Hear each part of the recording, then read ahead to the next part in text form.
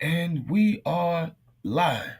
Yes, we are. Yes, yes, we are live here on Let's Think Podcast. I'm your host, Sheikh 7 Islam L. Our co-host Jarvis McGriffith won't be in tonight. He's busy, he's tied up. So we send our peace, we send our love to the brother. But first allow me to rise, giving all thanks and perfect praise unto Allah. Highest honors to his holy prophet. Honors to the former Marcus Mosiah Garvey. Honors to the Moorish Temple of America. Honors to my Mm, leadership, El Porticel. Honors to the Grand Sheikhs in Porticel. Honors to all leadership, past, present, and future. Past, present, and future. And honors to all participating in the comprehensive program of Uplifting Fallen Humanity. Honors to my guest, Brother Khalid. Honors to my other guest, Brother Sharif Anael-Bey. yes, Honors sir. to his staff, and honors to all of you. Honors to the listening audience. Islam, Islam, Islam, Islam. Um, Islam, sir. Here we Islam. are. Let's Think Podcast. We got our brother Sharif Anael-Bey in Yes, the sir. building, and which is an honor to introduce to the platform our brother Khalid Bey. That's right. Uh, this gonna be a it's gonna be one of the ones tonight, and I hope y'all stay tuned in. Stay tuned in. Stay tuned in. Hit that like button as you come in. Don't forget to hit the like button. We need them likes up. We need them Hmm. likes up tonight. Hit the like button. That's Always right. support you. Super chat, super sticker, super thanks. Super chat your questions so we can deal with them because I'm pretty sure y'all gonna have some questions tonight. Yes, Absolutely. sir. So Absolutely. Absolutely. the conversation tonight. We ain't gonna get to the conversation first. Let's talk to our guest, the esteemed brother, Khalid Bey. How you Yes, today, sir. brother? Peace, peace. Appreciate you having me on, brother. Yes, sir. Yes, sir. Um, Listen, I brought our brother Sharif Anya-Bey on to the show today. It's great that I brought him on because y'all have a long standing relationship. Let's say that, For and sure. a working relationship. Let's For say that, sure. Absolutely. and it was just I didn't see a reason why I wouldn't have Sharif on to co-host this and kind of lead the discussion, because of y'all experience together. And Absolutely. it's a beautiful thing. And I'm it's the first time I got Sharif Anya Bey co-hosting. So Correct. Correct. he's Right. he's not on he's not the presenter tonight. Exactly. Uh, so that kind of makes me feel good tonight, There you for go. both of us. Um so brother, let me ask you, because the topic of discussion tonight is Moorish-American in government. Mm, And I didn't even put the subtitle. I was going to put the subtitle as, and the importance of Moorish-American participation in government. Because we know when we look out into the Moorish diaspora, we have so many different perspectives, different opinions, I would like to say, um, how we should approach government. right. However, I can't talk. I really can't take too much advice from a person on that particular level who has no experience there. You see what I'm Mm, saying? And especially being a Moorish American with that experience. So, with our brother Sharif Anyal Bey working hand in hand with you in this process and in the past, could you talk to me about y'all's history let's get a listening audience. he want You know, yo Khalid. He want to start trouble. yeah, no, of course I do. Yeah, of course I do. For, Of for, for course, safety reasons, I'm going to let Sharif start with that story. I'll chime in. yeah. So Go ahead, Sharif, and give me. yeah. What I'm So gonna I do. Go mean, ahead, Sharif. I'm gonna turn my camera off just for a second to go in the sure, other sure, room and sure, grab something. sure. So our history goes way back. And without I don't want to take away from the actual topic because I think the topic is a very pertinent and a very important topic, especially in the times that we live in now.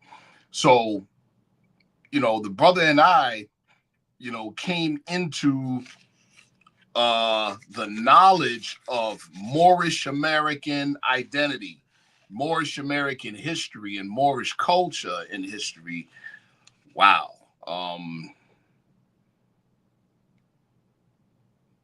What, mid-90s?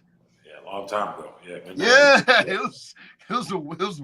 Yeah, it's been a while, you know. Little before the mid-90s. Correct. Right. And so, you know, and at that time, you know, we were our degree or perspective on the movement was, you know, in many ways diametrically opposed to government involvement. You know, we have the state of mind that you see people now having, you know, thinking that the Moorish movement was something that was separatist and something that was, you know, but also too, remember, this was before the internet. This was before social media as we know it, you know, so it was, you couldn't just talk crazy on the internet and make people think or believe that you were about what you were about. You know, you had to be outside, brother. We was really we were outside, man. We were super outside. You hear me? Like Yeah. We were super outside, and we could tell some stories. You know, we could definitely tell some stories. But so I'm Brother Khalid knows that I'm kind of speeding this thing up. Things and you know, we were good enough with what we were doing at the time to cause some real problems. Right. You understand? Right. You know, when you ain't got an army and you ain't got that kind of muscle, but just with what you doing, what you got here and what you got here, you're facing the machine. Yeah. That's what I was just finna say, bro. We were there. We were there, bro. We were there. Like I said, we could tell you stories. Go ahead, Brother Khalid. Well, you know what I was going to say, Reef. Yeah. You know, and you made reference to what we see now. A lot of people anti-establishment. Yes. We technically were not. Even then, you know, we were Good point. We were anti-rule breakers. Right? That's what we were. We didn't support those who were supposed to enforce the rules breaking the rules. That was our issue. And the fact that the rules were not necessarily in the way that society thought. I'll leave that there. So we just didn't support the rule breakers. Listen, I gotta add this to what he just said. A big part of not a big part. What he just said was one of the main things that made us effective as we were at that time. We were not on some old we jumping out here in front of the courts trying to beat child support cases or beat weed cases or gun. That wasn't us. But I can tell you what we did do. We saw the, I'll just use this word. We saw the hypocrisy and weren't afraid to point at the hypocrisy. That's a fact. Right. Innocence was the number one defense, man. Can I say and to say this, brother, and I'm not in all of what I'm saying, I'm not supporting anything that would, you know, any assertion to the American flag or of course not group. So I'm not gonna, but I will say this. I feel as though, even though as let me find the right word because you know we got to be careful when we speak. Yeah, we do. Even as I would say misunderstood as some people are to the purpose of the movement, right? Yes. I feel a lot of them feel that they have the same stance that you're saying. They feel they do. I'm not saying that they do. Right. Because they feel that they do. You know what I'm saying? Yes. And I can't deny that part of it. You know what I'm saying? Because I've had many discussions with our brothers and sisters who may take that particular perspective of the narrative. And it seems as though they hold the same thing, but here it goes. Some people are so emotionally charged and they don't have the eyesight to be able to see the clarity and the pristineness of what the prophet has brought to us. Come on. Because they're so emotionally charged. And I understand that, though. I truly do. Because, I mean, bro, I'm a human being. I understand emotion. I understand being emotionally charged. So, you know, I, I feel as though some of them may believe that they have the same stance as that, Right. And I'm not saying it to give any excuses or Right. justify the actions. You know what I'm saying? I just wanted to say that, not in defense, but just saying. I mean, No, I understand. Yes, sir. But now a significant thing or a series of significant things happened to us that caused us to switch speeds. Okay. And that would be great to know. That would be great to know. Here's the thing that to add even more clarity though, even though we stood on our deen, so to speak. Yes, sir. We were still involved in government. We were working campaigns, man. Wow. This is true. We were supporting candidates that we thought was good for the community.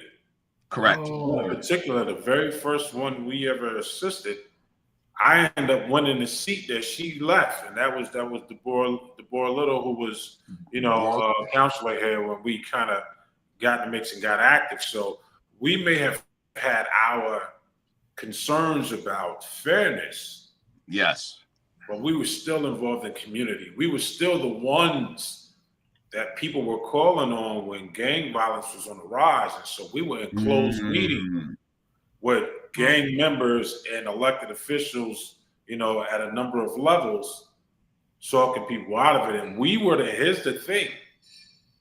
The groups that they labeled as gangs, I want you to catch how I said it, because they didn't identify themselves as gangs. But the groups that the media and others labeled as gangs requested that we be there. That's a fact. So in that respect, we build a camaraderie and a standing with those who are considered a part of the establishment, with those who were in government at the time, and many of who look like us, right? So we build those relationships, and for a couple of people, not for everybody. There was some initial standoffishness with a couple of people, and we didn't lean on them. We noticed them, but over time, all of that disappeared. And I'm gonna tell you the truth. It came a point, and it is still a point now. But there came a point when the name Bey became publicly in Syracuse synonymous with intelligence, with know-how, with understanding, with discipline, and the like. That is the foregone conclusion here. So if there's a person with the name Bey here acting out of character, everybody is looking at them sideways. That's fact. Even the people who don't look like us. That's fact. Oh, that's powerful. Because it's real. That's an absolute fact. It is absolutely seen as out of character. And you'll get people pulling your coattail like, hey, what's wrong with this? That ain't one of your people, is it? Right. Exactly. Yeah, and that would happen. You don't see a lot of it now anymore. But at one point, man, you had people thought they had a get out of jail free card. They were cutting up. Listen, brother, oh my goodness. Yeah, lots of stories. Lots of stories. Well, we're gonna tell some of those stories today. That's good. We're gonna tell. But now I want to say this. At a particular point, let's just say, a little birdie whispered in our ear basically and was like, understand that you all are poking the bear. You all are pointing, let's just, and I'll use the term metaphorically. Yeah. The power of the devil is not to maim, rape, kill, steal, destroy. The power of the devil is to be able to do that while still maintaining the illusion of moral high ground. That's right. Wow. So when you point out the hypocrisy. That's right. That's a problem. That's when this. Yeah. That's a problem. That's when he That's stand when up. like it says in the book of Revelations, woe unto the inhabitants of the earth, because the devil has come down with great wrath because he knows his time is short. That's when it's like, oh no, a word? You can see my horns now? All right. You know, Yeah. then you already know what it is. If you know the gloves are off. So the gloves off. I think some people have the misunderstanding, and here this leads into the point of our discussion today of government, right? Our whole approach was indeed as taught, part and parcel. Right. That was our logic. We were not separate from the government. Right. So we stuck our hands in it, if that makes sense. Right. And then even as we matured, that understanding became even greater. And what became very, very obvious to us in the 90s was our need to improve community, right? And so that became our primary focus and our effort. We stayed active, and it wasn't even like a planned attack or a planned approach. Hey, let's do this so we can become this kind of beacon thing. Right. Because in a strange way, a number of us went in different directions. That's exactly what happened. And ended up in different organizations, right? There you go. But the web was still what it was, and the work was still relative, even in the same way that we're here today, and so, and in a strange way, we were incubated. And then, we kind of were nurtured, and we went out and we continue to do our best to have our impact, and so a lot of people understandably have, Moorish or not, a disdain with the government, whether they look like us or not, right? Yeah. It is a growing, unfortunate, universal idea that government, doesn't do what it's supposed to do, and this current administration doesn't make it any better, right? Right. But the bottom line is, whatever your thoughts are about government, when you go to the store and you buy them groceries, you pay that sales tax. Come on now. If you own property, you pay that property tax. If you're renting, trust me, the landlord is passing that tax cost on to you, right? And so in every respect, you're still funding this machine. Yeah, that's right. You're funding the machine. And I always liken it to, and we all done it in one respect or another. I'll say this and then I'll yield. We go through the drive-through at the fast food restaurant, or we go to the grocery store. You pay for your food, or you put all your food on the conveyor belt. You pay for food. You walk out without the food, right? They be like, hey, you forgot your groceries, or hey, they try to wave you down like you paid us, but you didn't wait for your sandwiches through the drive-through window. Right. It's the equivalent of people laying their money on the table 24/7 for government, but not following their money, not being active in the process, Correct. Not making sure that their dollars is working to their benefit. Why? Because you are in fact part and parcel. That's right. So there's no way I'm going to pay and fund an operation like any other time. You go to a store, right? You go pay for a service, and if the service is lackluster, if the product is bad, you could demand a refund. I mean, you can stop paying, but you can't demand no refund from government, and you can't ever stop paying. Right. Right. So if you're gonna obligate, government needs to do its part. If you're gonna obligate us to pay, then you need to make the best effort to provide us an awesome service for the most affordable price. Correct. That's what you should do. That should be the focus. Unfortunately, it's not. But absolutely. That said, if I'm in a situation where I can't ever hold back my pay, then I'm definitely going to demand that you make my services adequate to match my pay. Come on now. Absolutely. Come on now. You see? Absolutely. That's what he said is powerful. Like, okay, to go back at what a particular point, like I said, we kind of came to the conclusion, like, you know what? I think our objective is noble and our objective is correct. Our process, we might need to rethink our process and approach. And at that point, literally, I'm speaking of three people in particular. One person's not on the call right now, right? But We three went in three different directions. Only years later to find ourselves going down the same direction again. You see what I'm saying? That's right. I went through, I came to the Moorish Science Temple of America.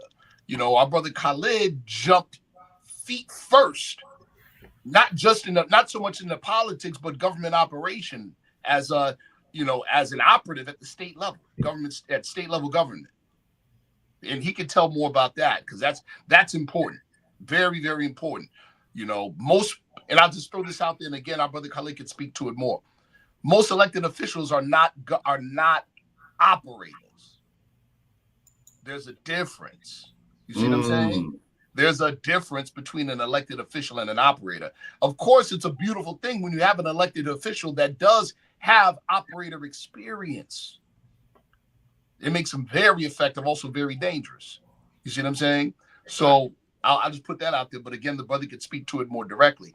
But when I came to the Moorish Science Temple of America and began to learn more about the approach of Prophet Drew Ali and the organization, I'm like, wait a minute.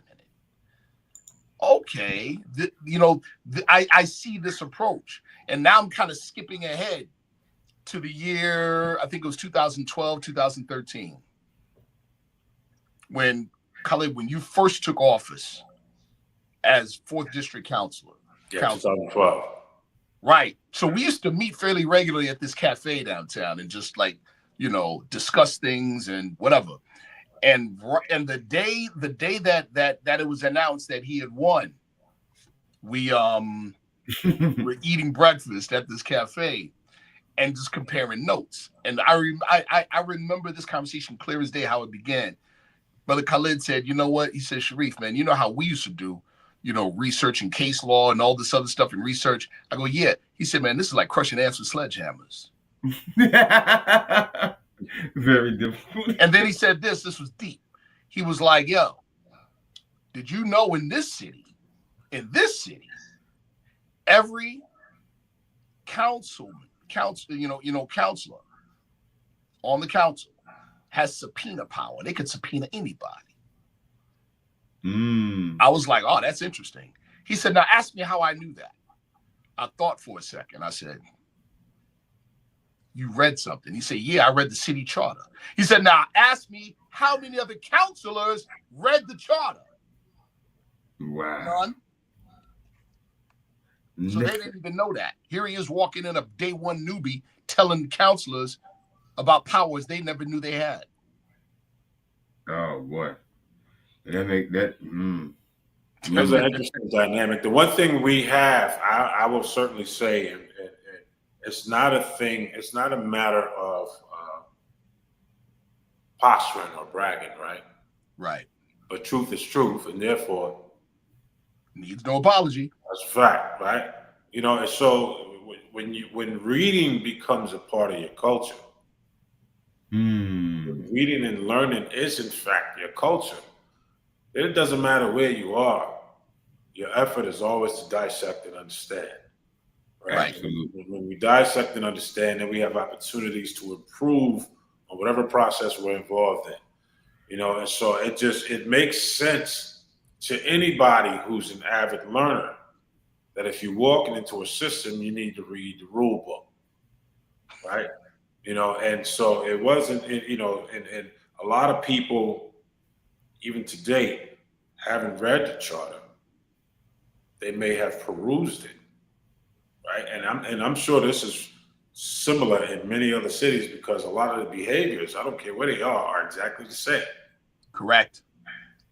But then you have what's called the Municipal Home Rule, which is a state document that created the city. It allowed the charter to exist. And nobody read that one. How about that? And so it was a matter of really understanding the nature of the creation of county government within New York City. So this is how the state created in New York State, how it created our county, how it created our city, and ultimately created every other town, the city, and the state. And there are rules for how the charter's power are to function, right? And there are rules on the form of government, the powers of government, so on and so forth, that nobody was even aware of. And I would call things out in the chambers that even at times the corporation counsel, i.e. the lawyers, didn't appear to be aware of. I see I'm a little frozen there, so I don't know if that's my screen. Right? No, you're good. We hear you. You're good. Yeah. So to even, and I say this just as information, you don't have to be in elected office to understand how government works. You don't have to be in elected office to get your hands on the charter. Yes. To make sure that the rules, see, this is the same thing we did in the 90s, man. That's fact. We made sure people were following the rules, right? So it's the same thing. Yes. You read the city charter, you read the municipal home rule, or whatever the title of that state document is that enabled for your city, your town to exist. And it gives you the foundation, right? We understand knowledge is a foundation. It gives you the foundation. That's right. With that, anything can be done. There you go. Anything. And I guarantee you, most of the people in government and around it didn't read that document. So if you read it, you got a leg up. Ain't that something? Absolutely. So, can you deal with that question right there from the creator? Honest and Gratitude created a boundless universe for the $10 super chat. Could you deal with that question we on the screen right there? I asked the question about those who take on Bey and should react in the capacity of what that attribute really connotates as governors or province of the province or land. Well, the term governor, of which Bey is a translation to, right? That's a socio-political term, right? It's so, when we say governor of or governors of province or land, what we're really saying is the people who inhabit that area and have as the title speaks to, have authority over the people on that land. It's a political term. Right. You see what I'm saying? That's important. About those who take on, so let me go back to the question. I asked the question about those who take on Bey and should react in the capacity. Well, and again, that also, it's one thing to have the title, the name, right? And these names, in terms of the Moorish-American movement, are really what we would call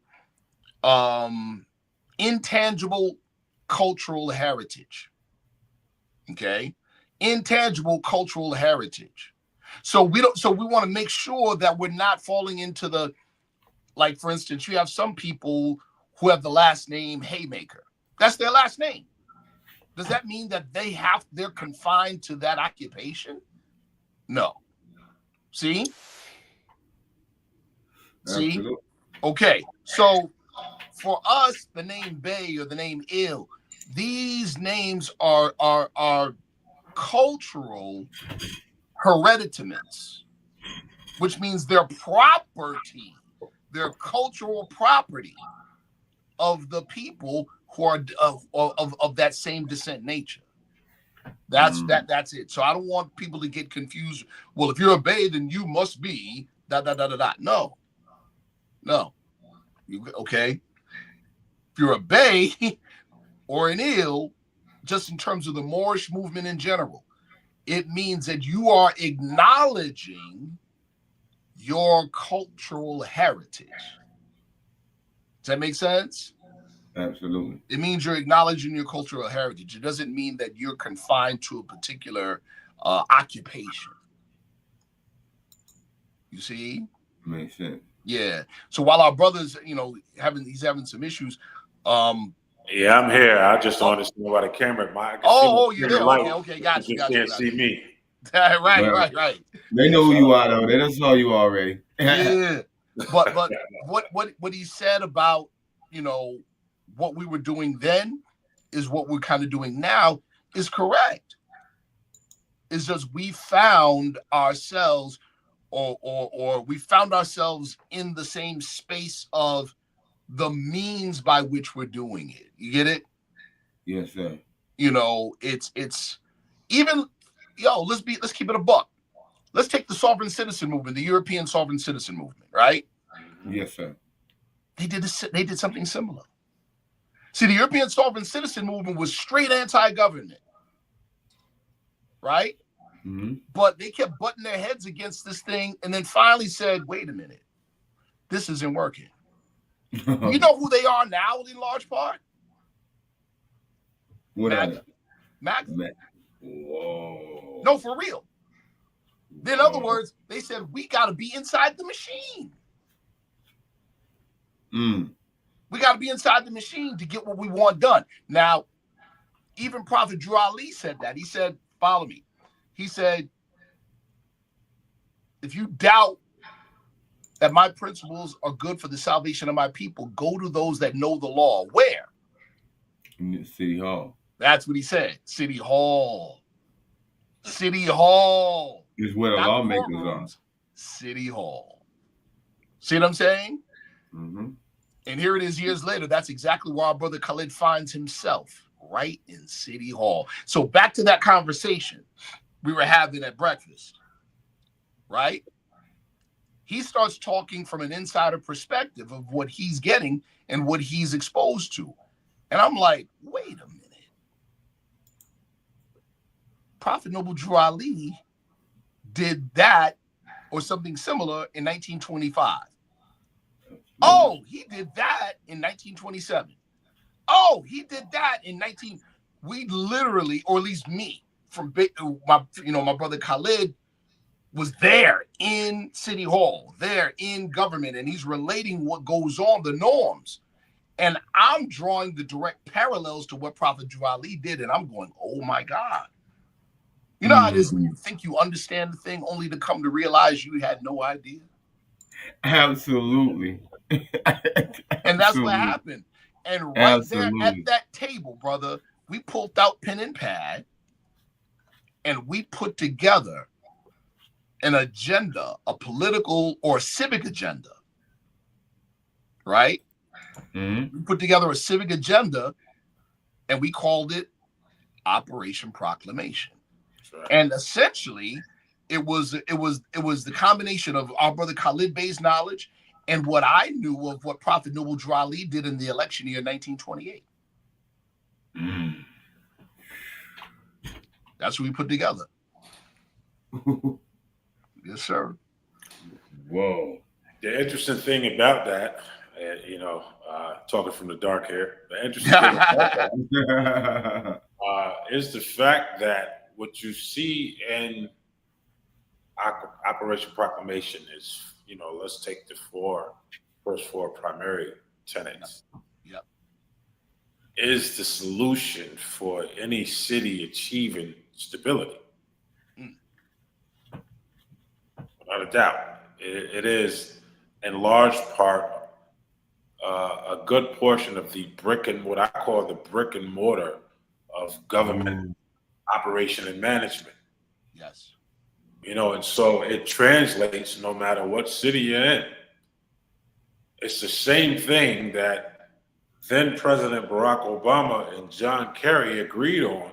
And the one thing they agreed on in one of their last debates during that presidential election, because that particular operation, those things can't be denied. Families need to be stable.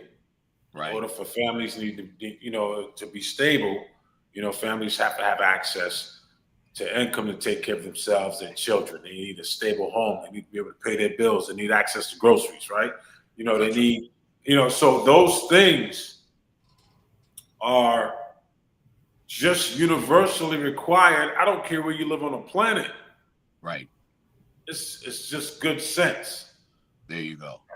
But it begs the question then, why the governments are not doing it. Right? I said the other day on a podcast that I do, and I said it before we started recording. I said, this is not hard, so you wonder why they make it seem so hard. Right. And what you're looking at with people, and I'll say it, and I say it all the time, and Brother Sharif know that 85, I give credit to the the statistic that is the 5, 10, and 85% because it applies across the board. Sure does. 85% of judges are horrible at their job. 85% of cops are questionable. 85% of doctors are in it for the money. 85% of politicians are definitely running the scam. You know what I mean? And their scam is not money. It's the fact that they're charlatans, and their reason for running is for the badge they believe it provides them. They want to attract the significance of being the elected whatever. Right. And so they're grossly underperforming. They're not writing legislation. They're not affecting the budget in the way that they should. They're not bringing any real support to communities. They're not solving issues and helping people to dig their way out of struggle. They're not doing that. Right. But that's not what they're there for. Right. So they're doing so they're doing what we know, what we call screening themselves for the sake of reputation. That's all it is, brother. And I don't care what they look like. Right. 35% doesn't discount anybody else. It's all of them. There we go. So tell me, in this day and age, right, many of our people feel like participating in the government is like running in a rat running in the wheel, or a hamster running in the wheel, right? Yes. And it has no it provides no remedy for our problems.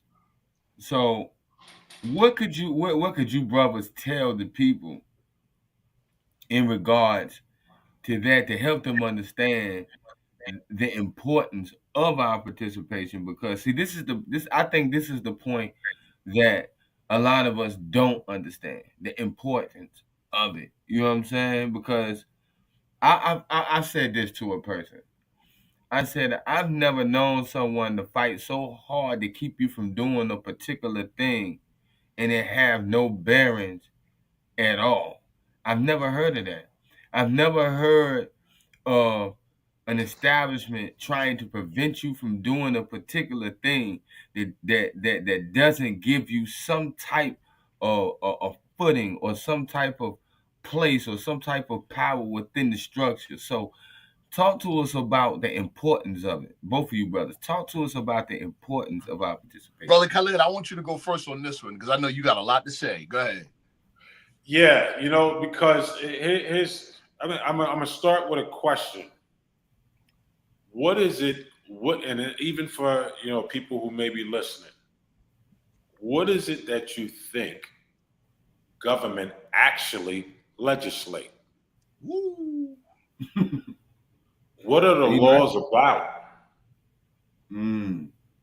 Now, I'm going to answer the question, but I wanted you to think about that. And I wanted you to think about all the things that we think about. Right. But what I'm about to say will provide you some perspective.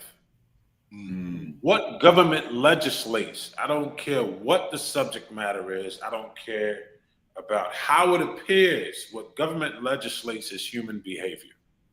Woo! That's right. You can't rob, you can't steal, you can't gouge prices, you can't, you understand? Every law is to prevent one human from taking advantage of another one.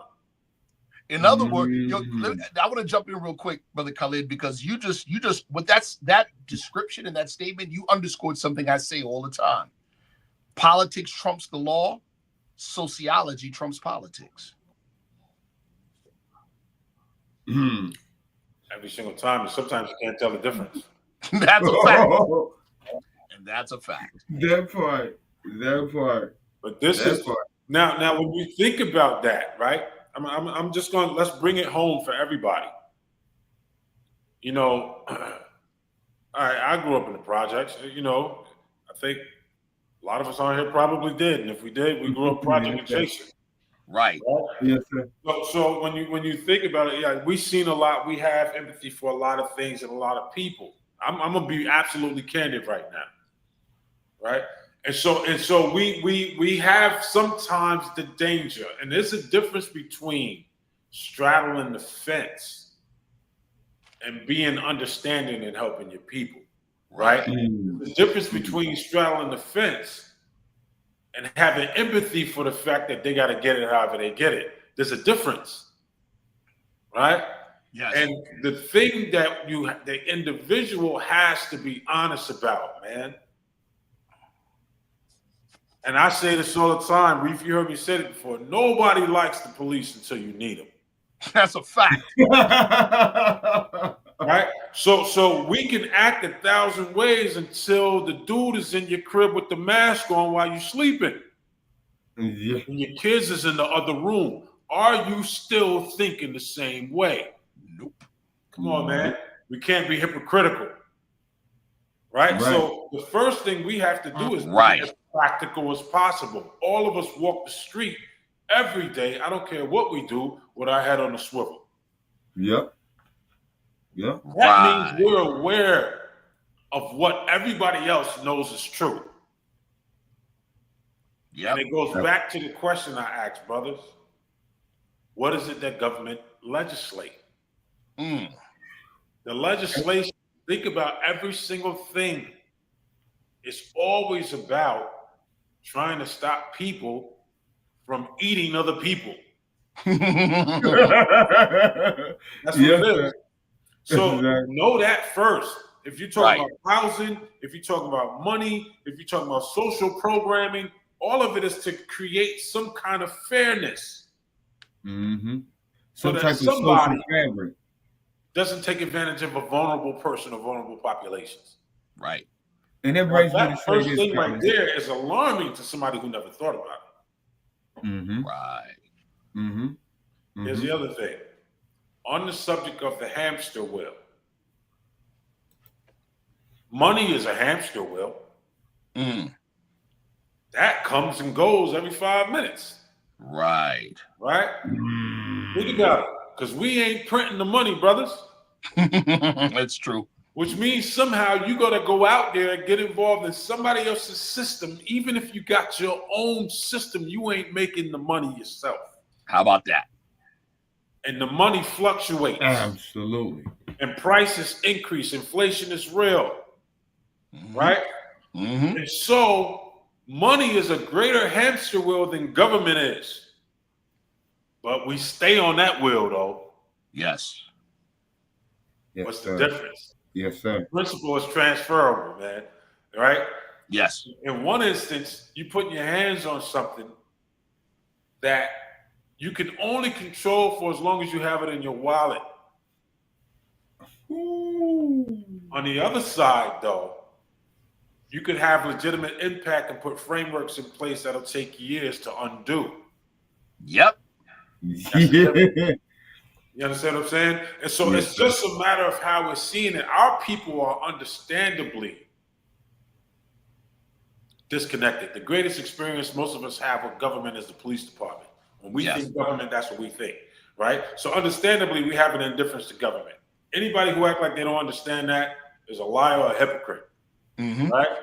We understand it. So what we are trying to do now, we're charged with the responsibility of trying to help our people see the logic, right?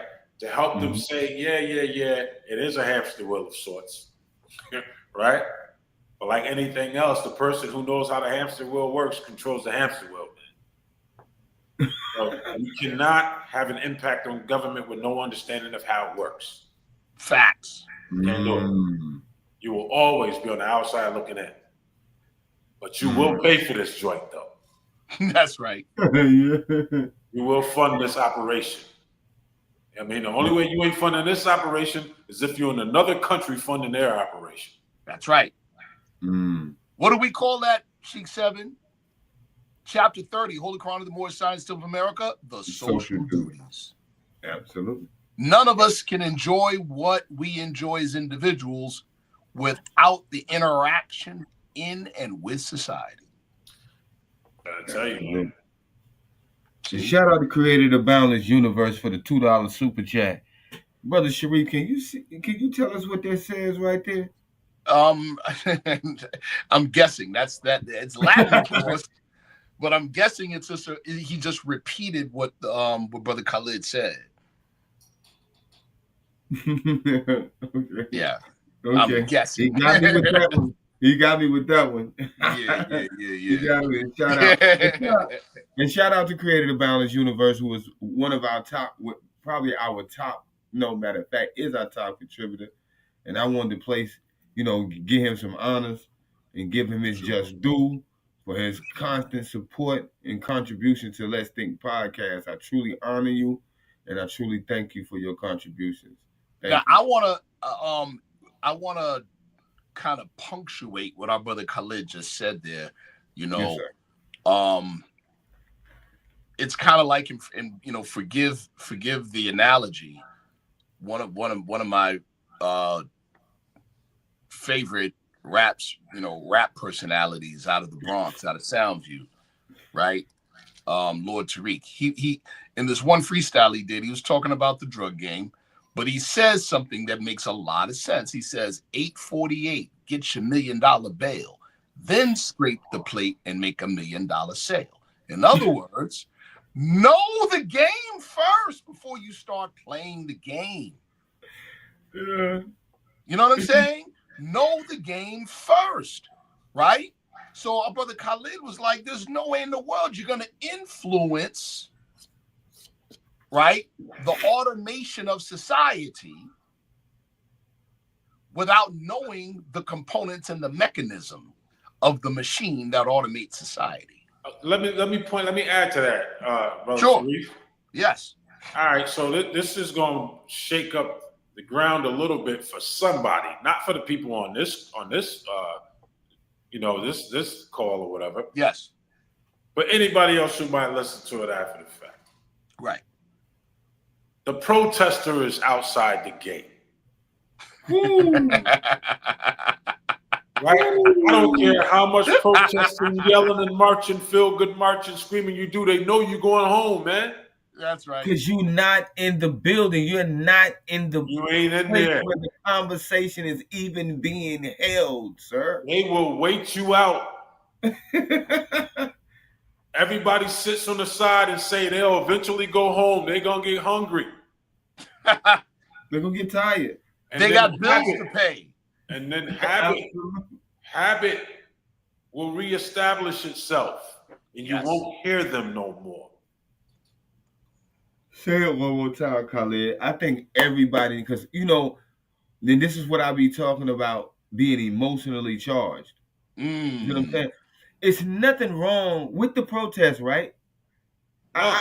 I'm not even going to say it's anything wrong with it, but if you don't know how to utilize that tool properly, come on, we can't just stand outside the gate. No, man. Let me point it out. Yeah, let me point it out. Yeah, the whole world protested because of George Floyd. The whole world, right? Right. The immediate pacifier was DEI. We just took it all back. Ta-da! You know what I mean? That's right. Eventually, you get what I'm saying, man? Right. Like, it was programming, but it was not legislation. It was not anything that changed the framework, man. People, so that they wouldn't look bad, created DEI. But when they saw that there was no framework to obligate them to keep it, they did away with it. And many of them did away with it, what I'm about to say, before Trump. This is true. They did away with it while Biden was in office. Matter of fact, some involved with DEI hijacked it. I'll leave that at that. That is a fact. So we get caught up, even in that respect, a lot of times, man, we create, I always talk about the Truman Show. With Jim Carrey and them, Yep. Live his whole life in a certain way, or like Pleasantville, the grown kids who didn't realize they were grown, living in the basement of their parents' house. That's the whole world until they go outside and realize there's a whole real world. I'll give you another example. Reef, you heard me say this a lot of times. Yes. So, and go with me for a minute. I got, y'all my kids, and whoever on here, y'all my kids. We in the house. Y'all young. And you do certain things, man, to earn a certain pay. Go with me, folks. So you clean your room and they get you 1 rock. Wash the dishes, I give you 2. You fix your bed, I give you 3. Right? And those rocks afford you opportunities. You pay me 3 rocks, you can get some Kool-Aid. 4 rocks, you can go outside. Outside might be in the front hallway. Right. And so you grow up in this process until you hit 18 years old. And for the first time, I say, hey, go to the store and get me a soda. You go to the store. Rocks. Come on, bro. You put the thing on the joint, the dude said $1.25, you put rocks on the counter. He's sitting there, he like, hey, $1.25. You're like, that is $1.25. Right. People live in Smurf Village, man. And so people have created all these ideas about what they think reality is. Yes. And they occupy that space. What else is a social construct except a paradigm or a matrix? People live in these boxes.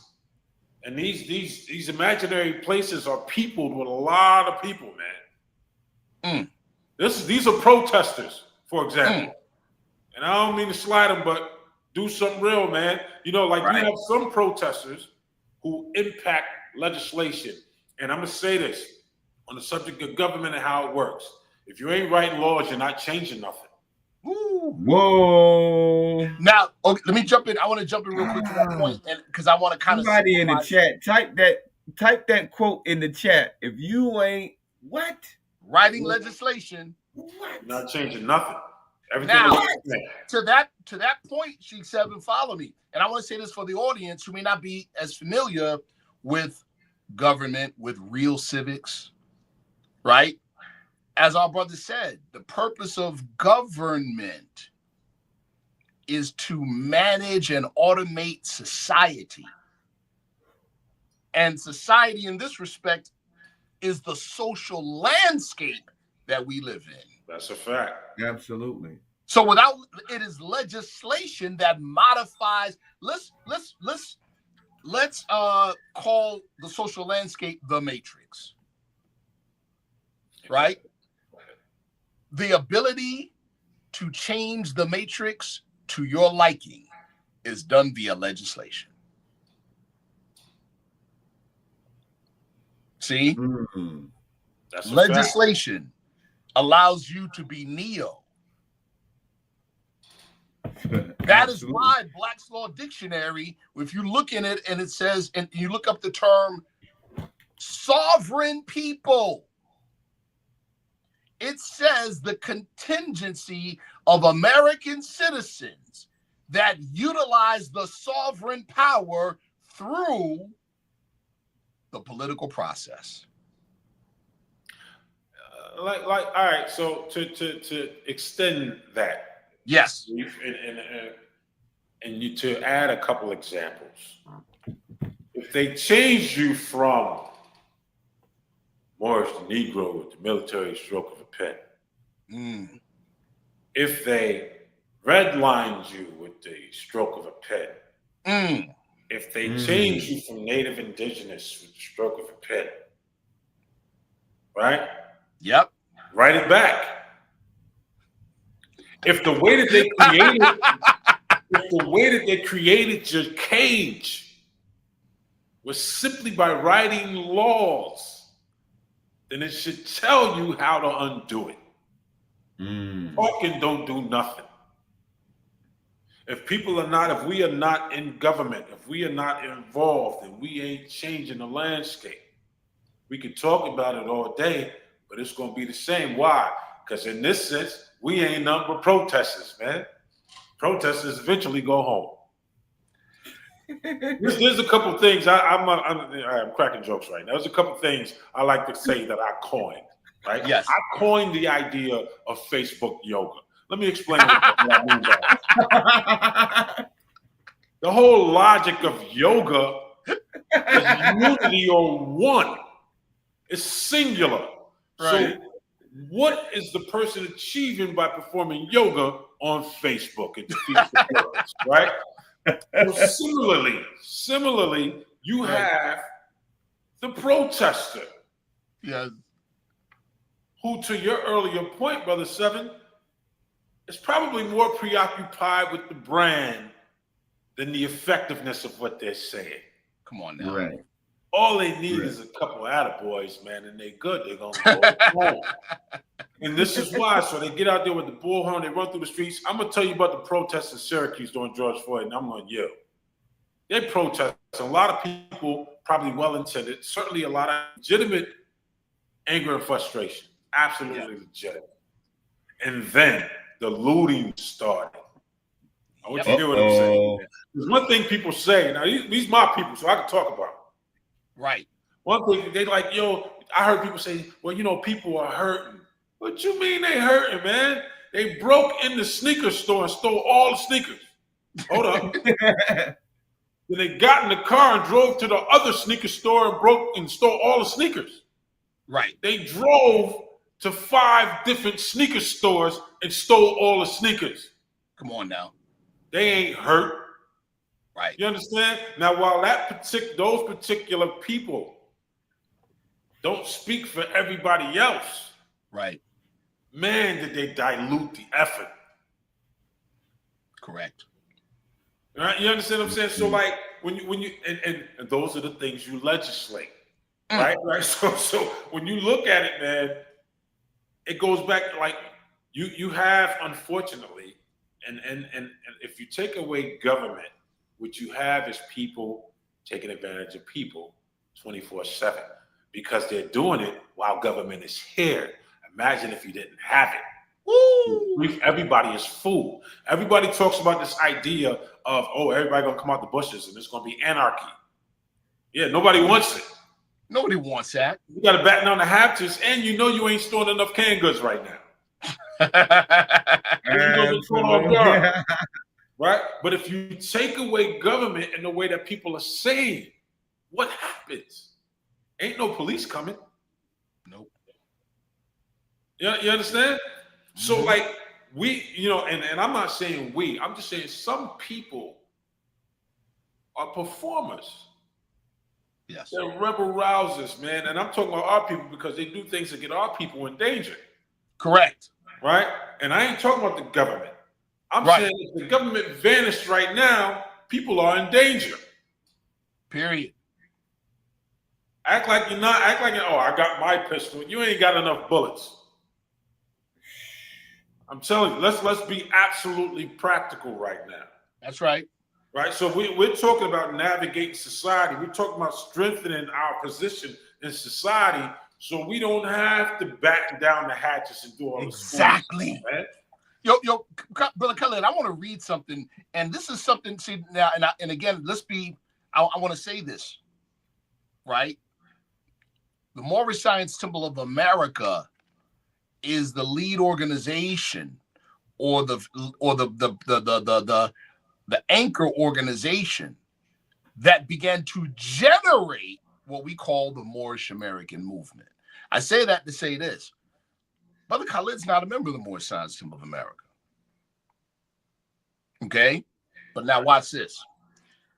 And so the words I'm about to read, I want to get our brother Khalid's take on these words.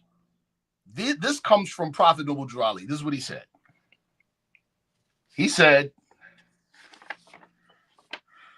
I, the prophet, was prepared by the great God Allah to warn my people to repent from their sinful ways and go back to the state of mind of their forefathers' divine and national principles, that they will be law abiders and receive their divine rights as citizens according to the free national constitution that was prepared for all free national beings. There is but one issue for them to be recognized, and that comes only through the connection of the Moorish Divine National Movement, which is incorporated in this government and recognized by all other nations of the world. Here's the part, right here, Brother Khalid. And through it, they and their children can receive their divine rights unmolested by other citizens, that they can cast a free national ballot at the polls under the free national constitution of the state's government and not under a granted privilege that's been the existing condition for many generations. The reason I brought that up is because, in essence, our brother Khalid said pretty much those same words. What's our Prophet Drali saying here? He's saying, get in the fight, but you got to be fighting the right fight. That's a fact. See? That's an absolute fact. Yeah, get in the fight to modulate the social fabric in your favor. And to add to that, it ain't as hard as people think. Right. It's just an adjustment in your thinking and a step, pressing on the accelerator. There You know, the easiest way, I put out a lot of legislation when I was in government, right? Mhm. Reportedly, I wrote more legislation in the last 30 years than any counselor or legislator in our area, right? Right. But here was the thing, though. What I would do is I would think of things that I didn't like. And the chances are my neighbors didn't like them either. Right. And then I would write the legislation. Mm. Right? And then people would be like, "Oh, that's a good idea." Yeah, because you live next to me. So if it bothers me, it bothers you. Mm. Right? And so it makes it easy to be effective. And you don't have to be in government to impact government. Right. Right? Everybody's not going to go and stand on a podium and shake everybody's hands. And, you know, that's some hard stuff to do, man. Right. You know, it's even harder if you never raise money to ask somebody for money. Right. Right? But you don't have to. Right? Citizens don't know that they can make legislative suggestions. What they have to be prepared for is the fact that whatever you recommend, the person you recommend it to, if they're authentic, they're going to tell you what you can legally and what you can't legally do. Right. And you ultimately work to come up with something Yes. that could actually be codified and put on the books. You know what I mean? And so, and then that becomes the process. You keep doing it, and you keep doing it, and you keep chipping away until you create the perfection in your neighborhood, your community, your city, the way you want it. And you don't stop until you get it there. Right. Right. That's what it boils down to. You know, and if people can develop, I mean, think about when you think of the energy of, I'm using a protester on purpose. Right. Because they put out a lot of energy. Yes. And oftentimes they just go back home. Right? And if they put that same energy into a pen, into ideas, and turn protesting into lobbying. Yes. Lobby their local electeds, lobby their school board, lobby their state electeds, lobby the federal electeds, they would have way more success. Absolutely. And it's long-standing success at that. Correct. Because once those things are put into place, like I said, they're very hard to undo. Yes. Yes. Very hard. What our brother Khalid just said there, Prophet Noble Drali said it this way. Two things: free national standards and power. Free national standards are literally what our brother Khalid just said when he said, you know what, there's certain things that I don't like. And chances are, if you're part of my community, you don't like them either.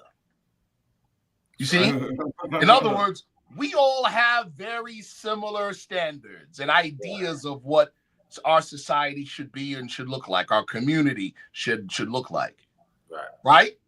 Right. You develop an agenda to make it so. And what's the power? Voting bodies. Got to vote. And let me add this too, that may provide an additional perspective. There is no bigger and therefore no better platform for empowering people than government. Ooh. Wow. We are in our respective groups and organizations, but it doesn't have the same amount of people as your city or your state does. Right. Government provides the perfect platform for fixing your community. And so if it's the effort of Moors to uplift fallen humanity, what better platform? Why wouldn't you? Right? Why wouldn't you? That should be your aim to get in the game. What did the Prophet do? I mean, you got it. I was just about to say that, bro. Our brother Khalid, who's not, I have to emphasize this, I have to underscore it, he's not a member of the Moorish Science Temple of America. But see, you all are now getting the benefit that I got back in 2013 at that diner table. You see what I'm saying? He just said it. You see what I'm saying? So, and I know people ask, okay, well, if he's not a Moorish American, why did you title the show that? Hold on, he is a Moorish-American. See, that's the whole thing. There you go. There you go. That's the whole thing. I mean, you know, listen, anybody, I'm just going to say it, it may upset some people, but here we go. Anybody who's a member of the Moorish Science Symbol of America who says you're not a Moorish American unless you join an organization. Well, what organization do Chinese join to become Chinese? Like, y'all got to stop, right? Hold on. I'll use the prophet's own words. He said, according to all true and divine records of the human race, there is no Negro, black, and colored attached to the human family. He said, what your forefathers were, you are today without a doubt or contradiction. No man can change the descent nature of another man unless his power extends beyond the great creator Allah himself. You gotta, come on, man. Well, you know, humanity has to heal itself, Brother Sharif. Yes. You know what I mean? You know, because society has convinced everyone that they're entitled to their opinion. Ooh. Yo, say that again. Right? That's big. That's what they've done. And this is why everybody has one. What you're not entitled to is an attentive ear. Right. Nobody has to listen to you. Nor a faithful breast. You understand? And Sharif, right. You know, I say it all the time. Ain't nobody got to listen to me. Everybody has the right to do what they want to do for as long as you ain't hurt nobody. There you go. And so I say that because it goes back to the Truman Show. People live there, man. Yes. Sometimes they wear fezzes. You know what I mean? Yeah. Listen, everybody, if we're being honest, we know the work start with ourselves. Yes. You can't provide solutions for people you ain't got for yourself. You ain't giving me no food if you ain't got none. Right. You can't give me money if you ain't got none. Well, you can't give me salvation if you ain't got none. So my thing is, if we ain't starting with ourselves, how are we going to provide it in government or otherwise? There you go. Right? So if it's really about the work, then all we got to do is do it. That's it. That's it. And ain't nobody going to stop you from doing it. They'll welcome you. Now, you got to win. You know what I'm saying? Right. You got to have deliverables. Right. Yeah, you got to have some deliverables, but you can win though. So if you're going to, whether you get in government, you work in nonprofit, whatever, it all has value. All of it. All of it. Yo, bro, try your camera. Try your camera now. Try your camera and pop back up. Try your camera. I see that. I'm like, this is yeah, but man, powerful dialogue. Oh my. Oh, it jumped off. He'll jump back on. But but no, it's real. See, man. You know, descent nature is descent nature, right? That can't be changed. Right. We don't, you know, there's this misconception about the Moorish movement that you become Moorish. This is a come home movement. This is a come home movement. And I'm gonna say how my uncle used to say it. Excuse me, right? Either you is or you ain't. That's it. That's it. You know, and you know, I don't want to go off topic as far as the topic goes, because that's a show in and of itself, right? But you know, I'll just say this, and then you know, we'll get back to it. It's we're dealing with our people here in America, labeled Negro, Black, colored, African, quote unquote, whatever, are dealing with mass identity crisis. And it's very difficult or near impossible for us to organize because, and I'll quote something our brother Khalid said years ago, identity and purpose go hand in hand. That's right. Absolutely. You don't have a grasp on identity, right? Right. You don't have a grasp on identity you can hang it up for collective purpose. Right, so that boils down to the quality and character. Boom.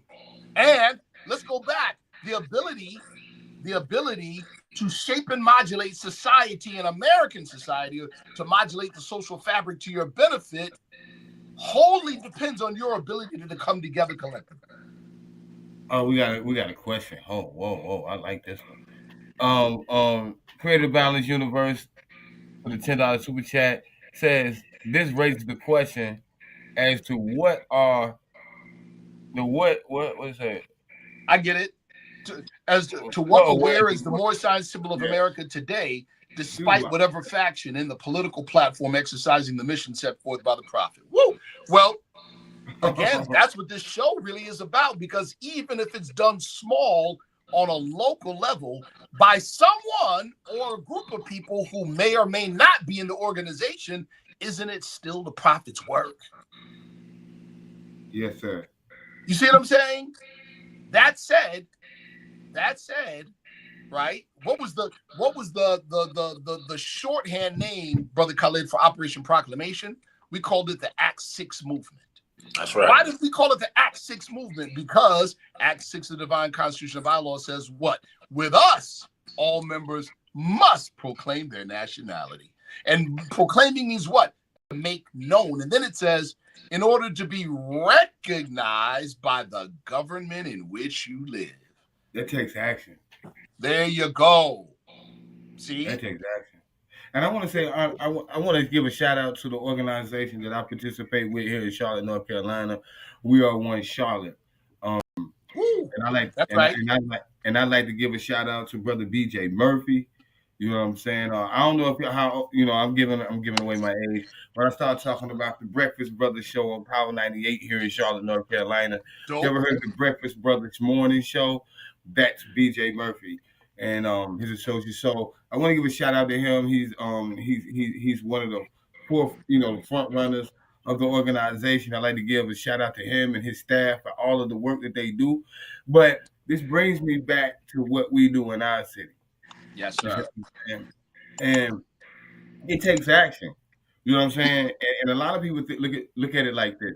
They look at it like they don't see the simple things that you can do to affect your community. You know what I'm saying? It's as simple as taking a meal to a door. Brother, that's so deep and that's real. I want to jump on that really well. I want to provide a real world example of what you just said and something our brother Khalid said, where it says it don't take a lot of people. And it doesn't take a ton of energy. Follow me.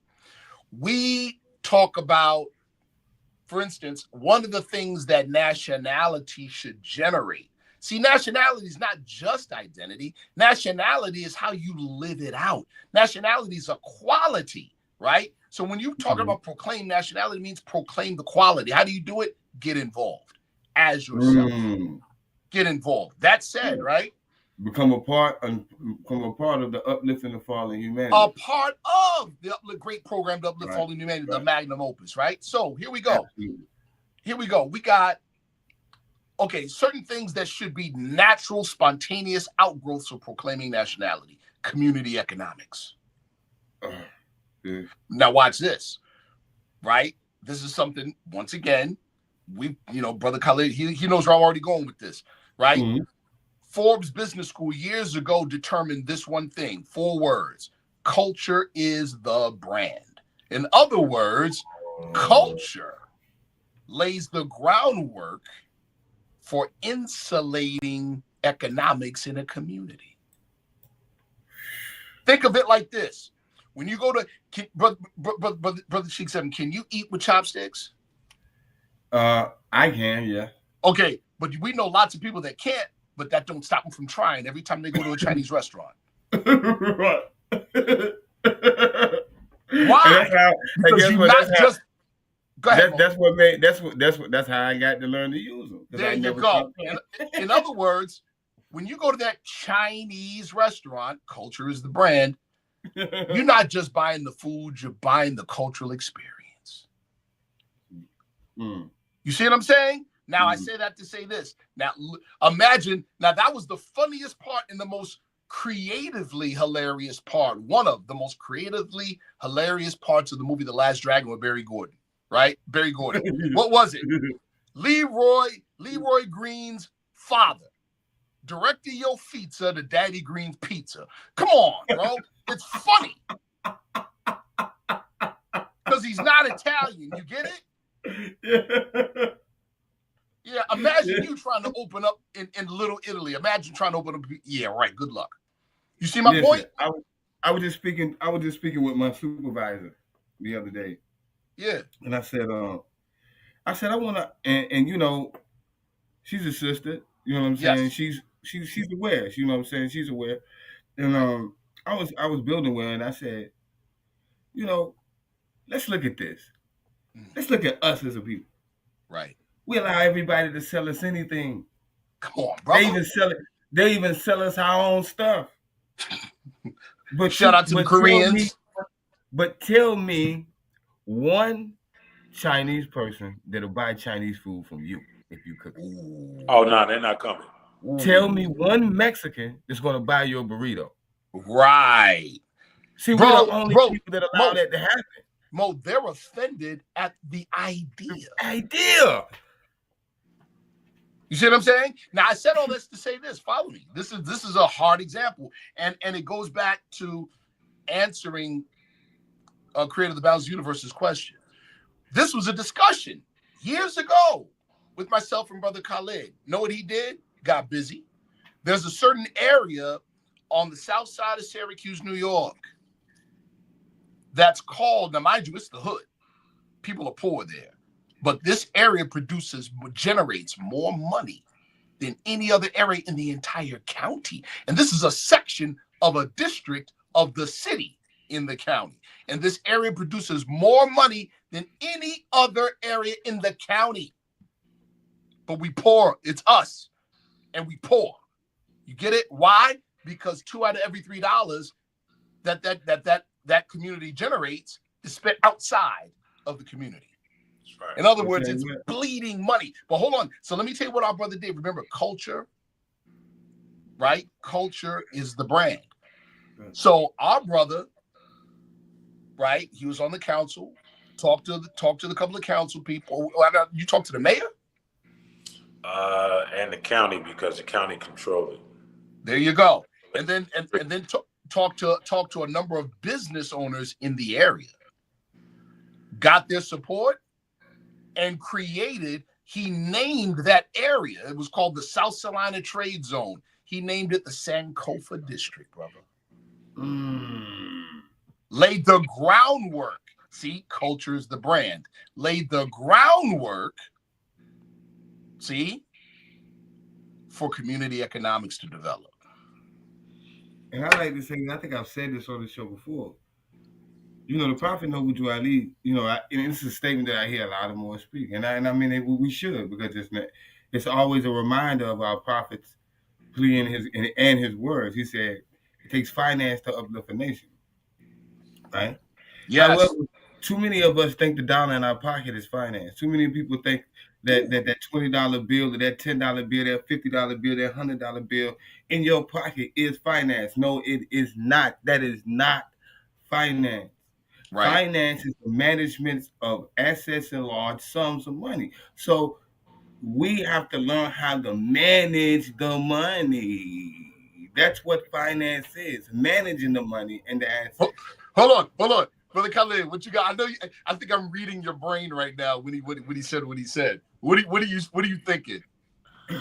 Well, you know, I mentioned it to him before on the phone that, you know, it's the behavior of it that people have to understand, right? To his point, right? Yes. You have to understand his behavior to manage it.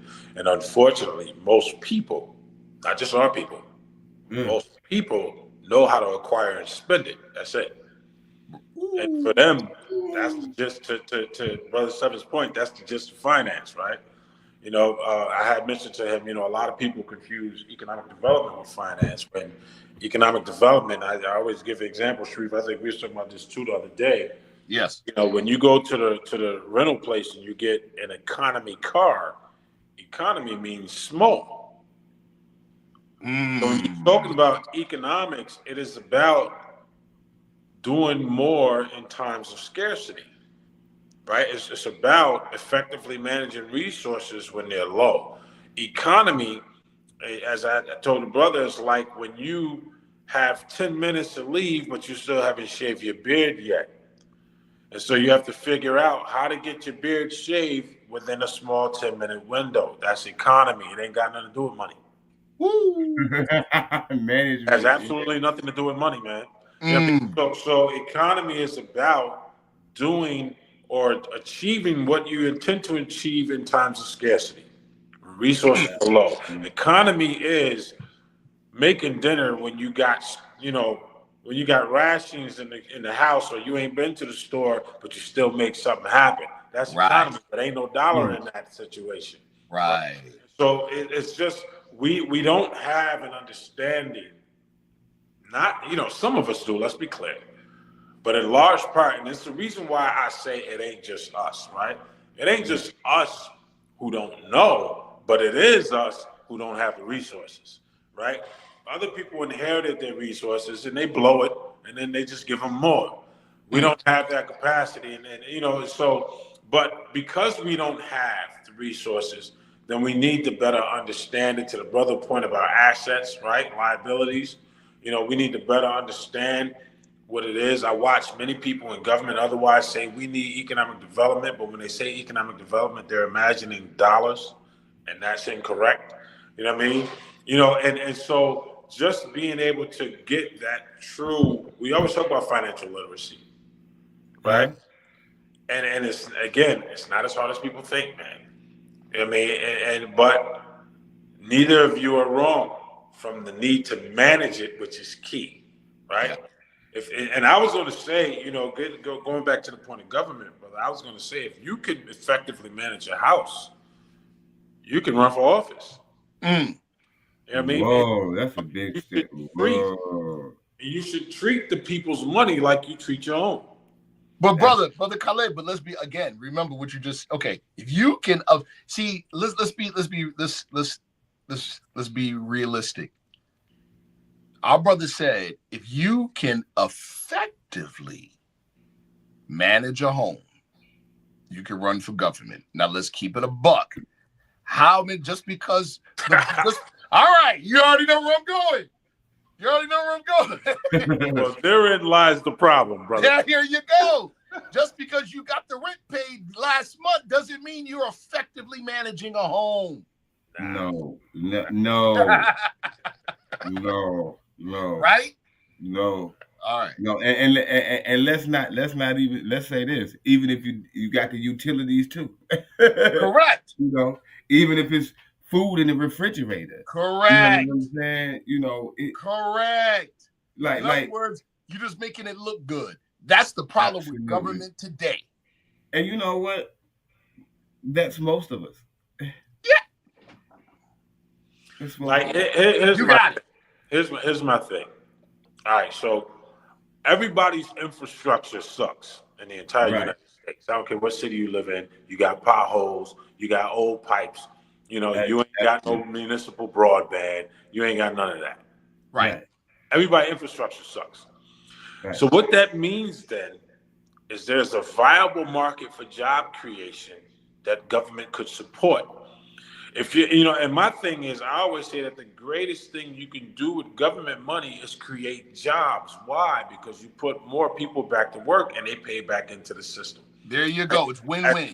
So if government would attach a job program to infrastructure improvement, and provide that transferable skill, that training to unemployed and underemployed people, don't leave your job for this job money. Stay at work. We need unemployed people and underemployed people to come and get this training and apply for these jobs. Get those people who are not even on the radar because they're not applying for work. Right. But start with the ones who are applying, because at least they're looking for work.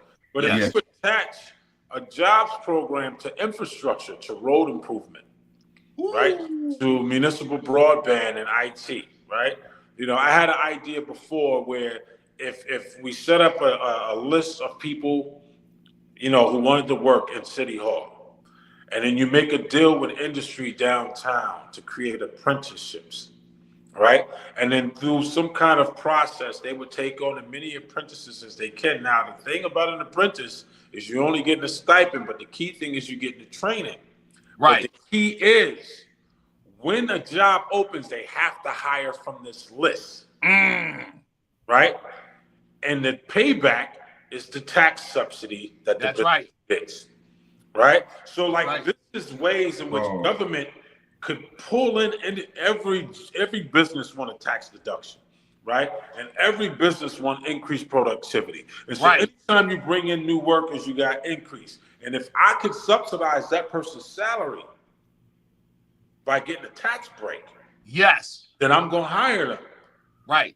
So these are just ways that municipalities could think to put a dent in unemployment.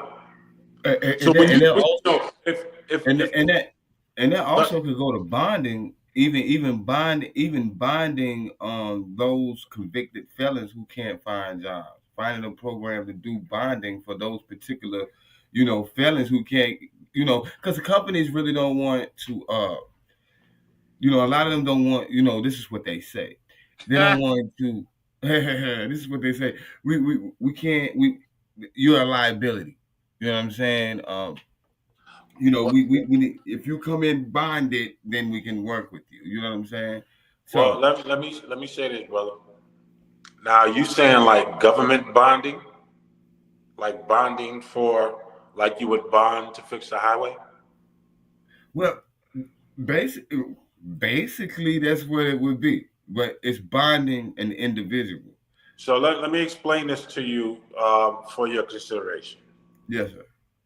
You ever hear the term debt service when government people talk? I've heard of that. Right, and most people don't know what that is, but that's just interest. Right. Now, why they're saying debt service and debt instead of just saying interest, I don't know. It's just like a 3-card money, right? Right. Debt service is interest. And anytime you bond, of course, you're borrowing money. Right. And your debt service increase, which largely will lead to a bad rating for the city and a greater budget gap in the next budget cycle. Wow. So it's dangerous to bond in general. Now, most municipalities can't avoid bonding because they can't cover their cost anyway. The reason why they're borrowing, which is what bonding is because they can't close the budget gap, right? So when a municipality has a budget gap, that means they don't have enough money to cover the operations. And so what they're going to do, instead of firing people, because government hate to fire people, they're going to bond and take on debt so they don't have to reduce unemployment, because their effort is to increase unemployment, right? And so they'll bond for infrastructure work, they'll bond for schools, they'll bond for roads, they'll bond for things like that. Your 3 primary public programs in the United States is education, healthcare, and roads and infrastructure. When those 3 things are crumbling, everybody's in trouble. Nobody's getting any money, right? So those are the things that we're obligated by law to maintain. Before any nonprofit or before anything else you could think of, those have to be paid for, right? And those are all in every municipality, urban municipality for sure, operating at a deficit. Right? And everybody is bonding, which is increasing their debt service and making the deficit larger, right? But this has been the problem of municipalities and what appears to be an inability to effectively manage government. Right. Now, I've been saying for years here in Syracuse that we needed to become better at generating money on the ground to become less dependent on state and federal resources in the event they cut the money. Exactly. Now look. They cut the money. Come on. They cut, what was it? 700 million from New York State's budget? Or billion, I'm sorry. Something crazy, million. 700 million. 750 million from New York State budget. Now New York State is scrambling, right? But New York State is fine. It's the cities that's not getting no money. There you go. And since they haven't improved their tax base, or they haven't improved their unemployment, and they haven't improved their sales tax base, then they're not generating any more money. In fact, they're operating at a deficit with no way to fill in the gaps. You mark my words, you're going to watch cities, and I said this on a video I put out, you're going to watch major cities have to forfeit their public services and go under receivership in the state because they won't be able to cover their bills. Now, brother, please explain that, what you said, receivership, to the audience in layman's terms. Please explain that. So this again is where the words of art, I think, come into play to confuse the constituent. Every city has what's called a fund balance. The fund balance, or the rainy day fund, is the same thing. Ain't nothing but a savings account. That's all it is. And your savings can't ever get below a certain threshold. It'll never get to zero, because before it gets to zero, the state will take over your entire operation. So it can't go below a certain threshold. And most municipalities, Detroit, Syracuse, name a place, Charlotte, are probably always about at 51%, and the threshold might be 50. Right? And every once in a while, we get a little bounce back. We get up to 60, then we get happy, and we take 10 million out the fund balance and use it to close the gap, and we right back at 50.5, right? We're always in the threat of going under the threshold that would require the state to take over. This is when they talk about, when they say your state, you end up under a state control board. When you go under a state control board, every elected official in your city becomes a hood ornament. Woo! That means they have no power. They are ceremonial. They don't vote no more, nothing. They just sitting there, and the state run the whole business, right? This happened in Newark, New Jersey. You know, particularly their school district, not the city, but the school district, right? You know, so like when you think about that kind of scenario, then you need better methods for generating money on the ground to increase your ability to reduce the deficit so that you can remain solvent when Trump cuts your money. And if he ain't cut it yet, he's going to gut your city. So when you think about it like this, the only way you generate money on the ground in government is jobs. Brother Sharif, Brother Khalid. And I'm going to bring up something, once again, something that our brother Khalid did. It's a matter of history that speaks a little more directly to what brother Sheikh 7 was kind of alluding to with the bond thing. Right? Tell them about the ban the box legislation. Yeah, so I sponsored ban the box legislation here in Syracuse that would allow for persons re-entering society to get access to employment without being discriminated against because of their criminal background. Now, of course, being discriminated against because of your criminal background is the same, is on par right now with being discriminated against for sex or race or whatever. You know what I mean? A person who gets discriminated against because of their criminal background can actually sue for damages. Right. You know what I mean? And so I put into place ban the box to allow persons to get access to what we call a preliminary interview. That means the box is no longer on the application. You know what that box is, Sheikh 7, right? Yeah. Right. Have you been convicted of a felony? Yes or no? Yeah. There you go. Right. You remove the question so they and can I don't see interview. it that much no more. So they can get to the interview. Now, once they're in the interview, the person can still ask. But here's the difference. They had the chance to experience you. Right. Which they don't get if they just see your paper and throw it in the trash and you never get there. So it did a lot for people who are re-entering society trying to get back to work. I'm going to tell you right now, believe it or not, in Syracuse, a criminal history don't stop you from getting no job. Right. Government don't discriminate. Government will hire you anyway. You know what I mean? Government does not discriminate because of your criminal background. The only thing you can't do, if you embezzle money, you can't work at a bank. Right. Right? You can't go work where your crime was relevant. Right. You know what I mean? If you sold narcotics, you can't work in medicine. Right? So, you know, all of that makes sense, but you can work anywhere else. Right. If you're a Jeffrey Epstein, you can't work in a daycare. Can't work in kids, man. Can't do it. So, like, when you look at it, job, it sounds cliche, but I'm breaking it down. Jobs is the solution. Why?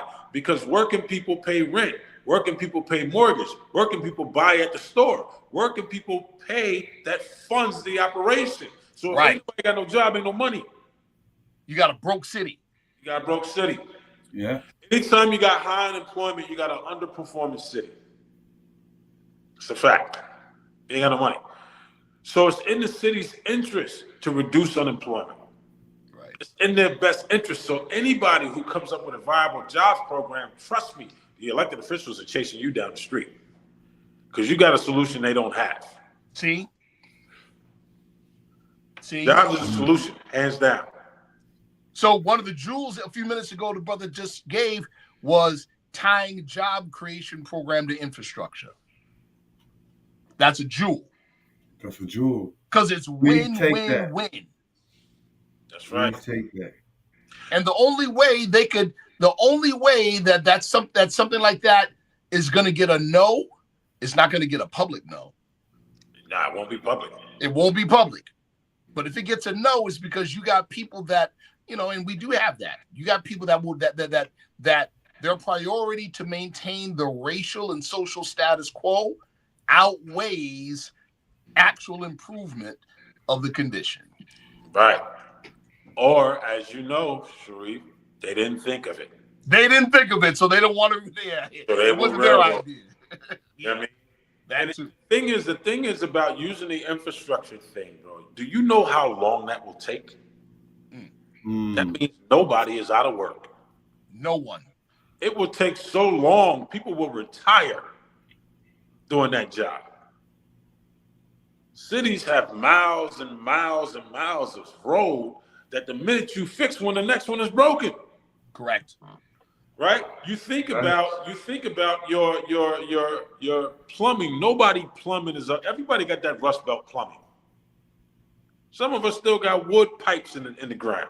For real. Some of them, yeah. And we ain't fixing them because they ain't break yet. You know what I'm saying? But all of that work, all of that opportunity to train and empower people, man, to really build value and add to their family, right?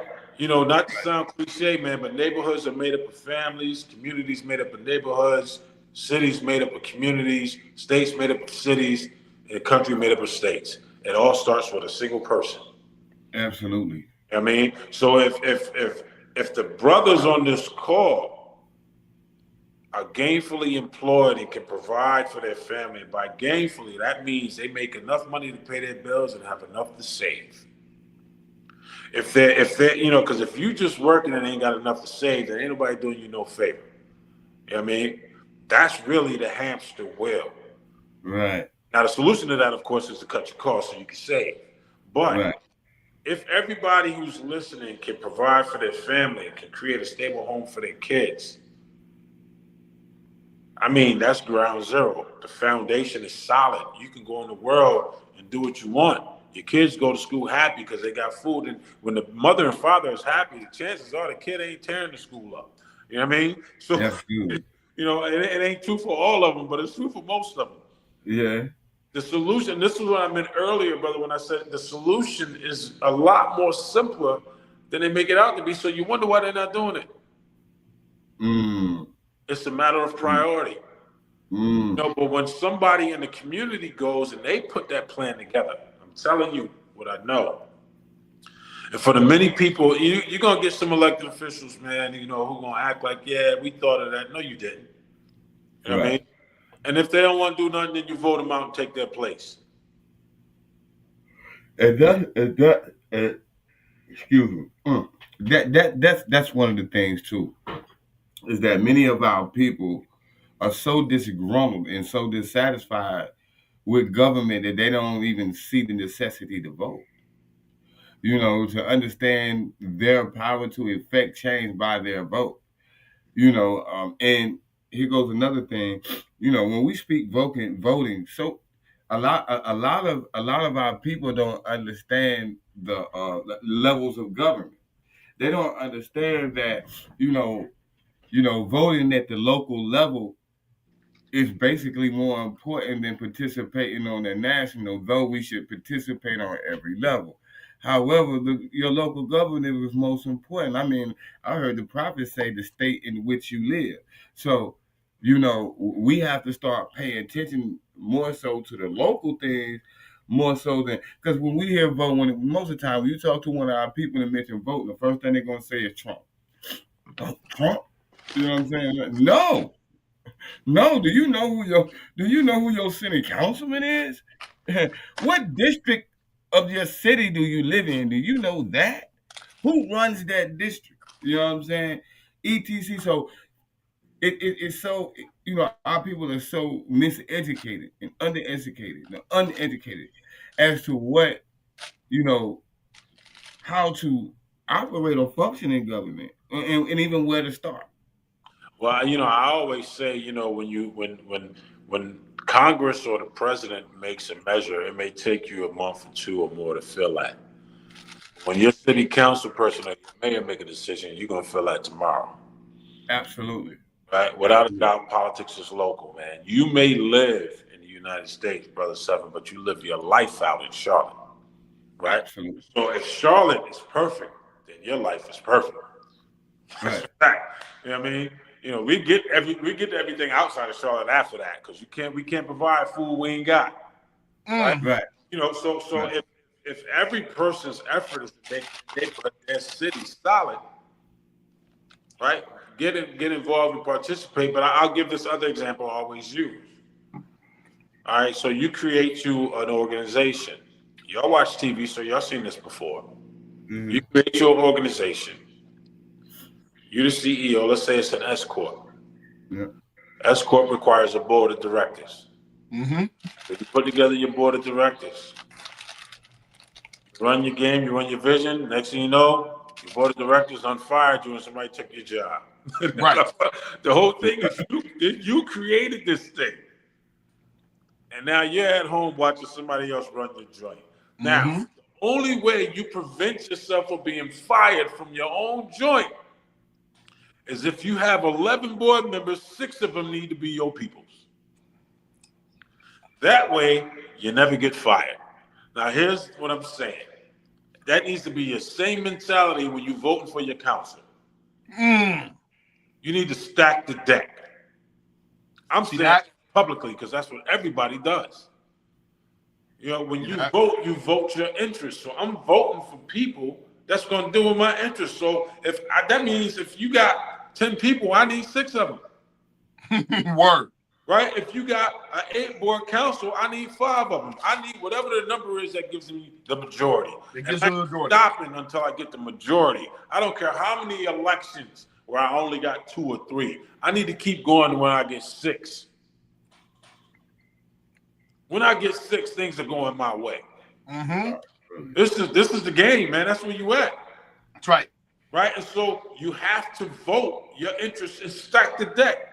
That's what politics is. That's right. Business people, community people, people who live in other communities work to stack the deck. That's a fact. Mm-hmm. We don't. We say, man, forget government. And we say that as if it somehow hurts government, but government ain't a real person. It doesn't have feelings and emotions. It doesn't care. Absolutely. Right. Absolutely. So you can't hurt government. You can only hurt government when government spends too much money and breaks its fund balance. But other than that, when you say, man, I ain't voting, and in your mind you believe you're causing injury to government, you in Smurf Village. For real. For real. For real. Yeah. Yeah, man. Wow. Brother Khalid, tell, I don't know if people know, right? So tell them about the expose you wrote on government operation. Which one? All right, so I did. Wait, you talking about this? Or you talking about the white paper I wrote? The book. Well, both. Let's talk about the book and then the white paper. So I did. I prepared a white paper on municipal operation efficiency. Right, and it's essentially, and I'm planning to try to get it out there to people who are in government so that they can achieve some homeostasis in their respective cities, towns, or whatever. Because for some reason, I mean, I gotta assume that some city in the United States is doing it right. I just don't know where they at. Right. I mean? But because I don't know where they at, don't mean that they're not doing it, right? But the ones around me are definitely not doing it. So I did a white paper on municipal operation efficiency on what's required in order for government to achieve homeostasis. You know what I mean? Or to get as close to it as possible. Right. I mean, but one thing's for sure, it is not impractical that neighborhoods could be resurrected, that people's lives could be changed through home ownership. That people's lives could be changed through a job that's at least providing income at the median income level, right, of your respective city. Because if you're making at least a median income level, then you can buy a house where you live. You know what I mean? So, like, it's those kind of things, those types of measurements that people in government have to be able to consider to map out a way to make things better. You know what I mean? And so, but I don't know if anybody gonna pay attention. Like I said, ain't nobody gotta ever listen to you. You know what I mean? My effort though is to deliver this to some people, in Jersey and DC and other places like that, to try to get them to see the logic. And here in Syracuse, of course, so that they can, so that we can do a better job in government. Now, this joint, I wrote this book, man. I'm doing my shameless plug now. It's called The Will to Good in the Time of Collapse. And you see, tell them where they can get it. It's on. You can get it on Amazon.com, BarnesandNoble.com, and any other kind of .com. But Amazon is probably the easiest one, right? And so, The Will to Good in the Time of Collapse, and you can see that's the Capitol building with the American flag and all that on there, because we're in trouble in this joint. That's a fact. But I say this, and then I'll yield. The Trump administration is executing the plan of the Heritage Foundation. Period. And Trump he's not doing a great job, but he's doing enough for that point to get across, right? Now, the Heritage Foundation made their first attempt with Ronald Reagan. Right? Ronald Reagan was the first Donald Trump. That's right. Celebrity, he didn't really know government, so on and so forth, right? He used to say some off-the-cuff stuff, but he was smooth and he had charisma, and he could move crowds. It's the same thing. And we're still dealing with Reaganomics and trickle-down theory from back then, and the Heritage Foundation created that. So this is what you're dealing with now. Everybody yelling at Donald Trump when they really wagged the dog. So while you were preoccupied with Trump, they ran a full-court press on Congress, the Senate, the state Senate, and that's exactly what happened. The judiciary. And they took it while everybody was looking at Trump. You know what I mean? And and they have amassed a ridiculous amount of power to the point where the Democrats are literally powerless in the House. That's right. You know what I mean? So but that is what I mean by people stacking the deck. They did it. Why can't anybody else do it? Right? The Heritage Foundation are not elected officials. They're a group of citizens who had an idea and put together a 920-page document, and they got the President of the United States following it. Yep. Right?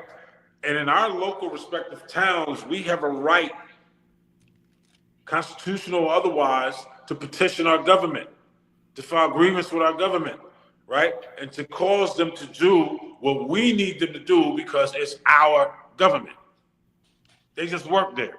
Brother Khalid, I got to stop you at this point because I want to once again provide an example.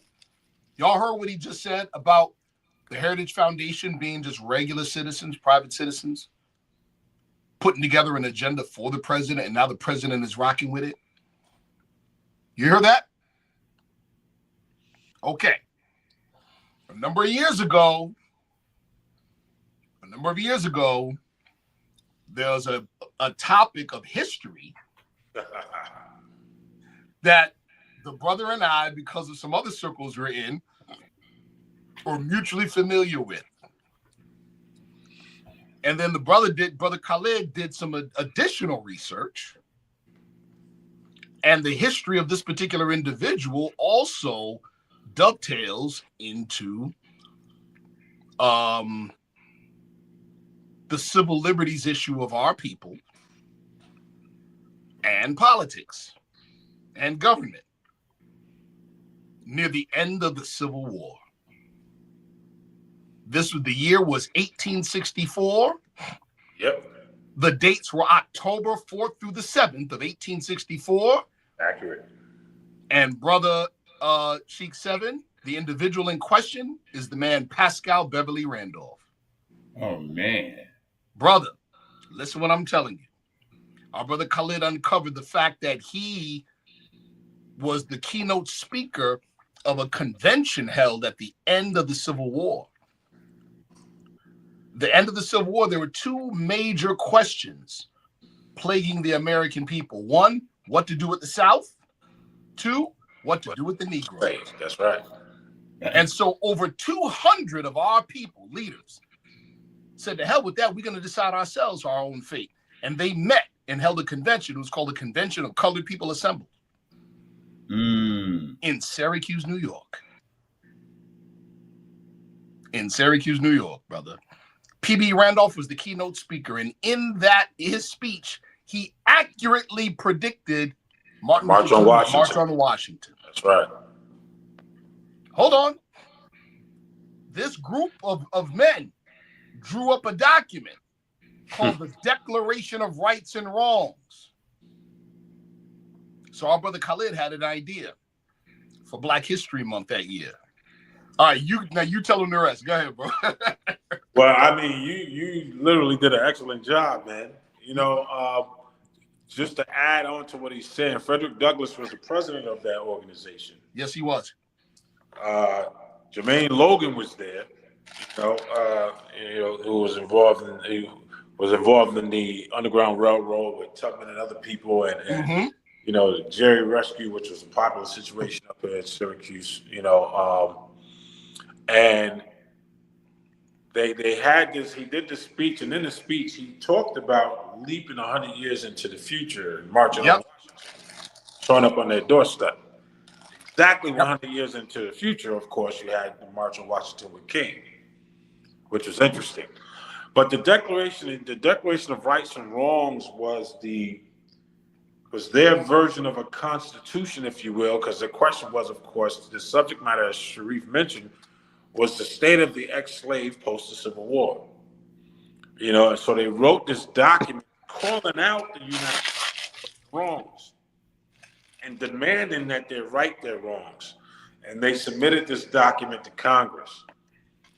So what I did was I rewrote it to fit 2013 was the year. And we reenacted the event. So when they did the event, they had a lot of delegates that came to Syracuse, including representatives for Abraham Lincoln. That's right. And so when we did it, we had a similar thing. All local electeds, all county electeds, all state electeds, and some either federal representatives, and stuff like that. We submitted that declaration, and at every level of government, it hit the floor. From the U.S. Senate to Congress to the state legislature and assembly to the county government to the city government, all passed it, within 2 weeks of each other. And the point though goes back to the earlier statement we discussed.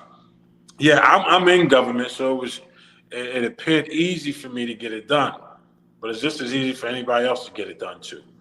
You know what I mean?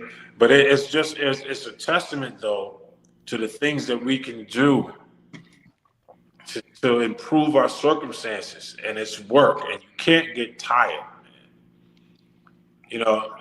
Hamster wheel is a problem because it's a loop. Don't get in the loop. Don't get in the loop. Yeah, don't get caught up in the loop, man. It's come up with a game plan wherever you are, for your people, right? And naturally, it's going to trickle to other people too, but come up with a game plan and execute your game plan. Right. And call those, it ain't always about everybody be like, hold them accountable. That's the most cliche now. You know what I mean? It is. How about you just deliver them something that they can use? And trust me, if they get to put their name on it, they'll gladly take your idea. Yep. You don't, your thing It's to get it done and to make your community better. Who cares? I mean, legislators are going to take your idea, man. If you give them to them, they're going to put it on the floor. It ain't your name on the document, it's theirs. Right. You know what I mean? Come to grips with that part. But put the ideas out there, man, help shape your environment. In other words, what he did with what he just said, what he just mentioned, recalled, very similar, in essence, to what the Heritage Foundation did. That's right. See, we could do it. In other words, that's right. And we ain't got the money. We don't got oligarchs behind us like the Heritage Foundation does. But it got done anyway. Come on, Reef. Operation Proclamation is that. Yes, sir. Yes, sir. You know what I mean? How about this?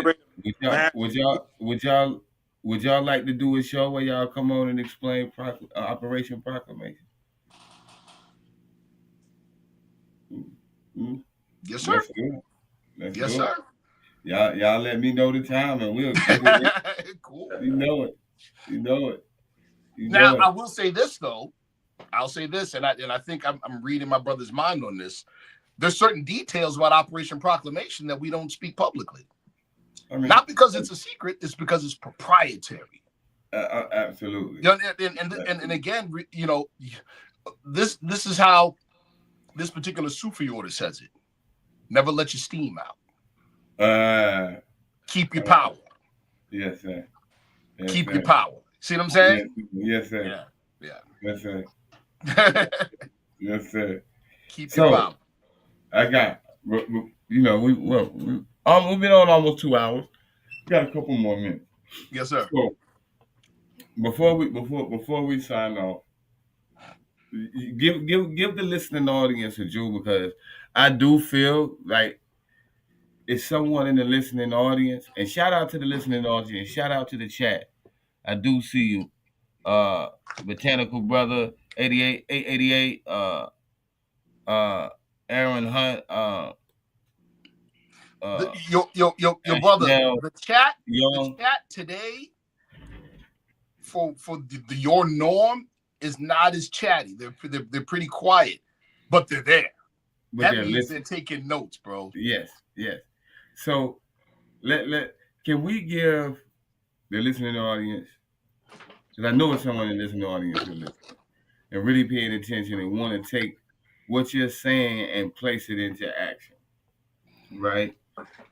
Let's go ahead and give them, what advice would you give them first and foremost to start their effort in their local vicinities, in their local jurisdiction? What would you what should they first do? Other than organize. You already know that, organize.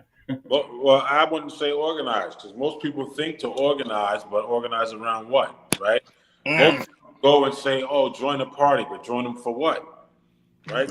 But from my perspective, the very first thing you should do is determine what your issues are, right? The issue campaign is more important than anything else, because the issue campaign tells you what you do next, right? Ooh. So if you got, and I always say choose at least 4. What are 4 things, like I mentioned earlier, that you don't like? Chances are your people don't like them either. Right. So what are 4 things that you like when you walk outside in the morning, you look around, you be like, man, they need to do this, that, and the other.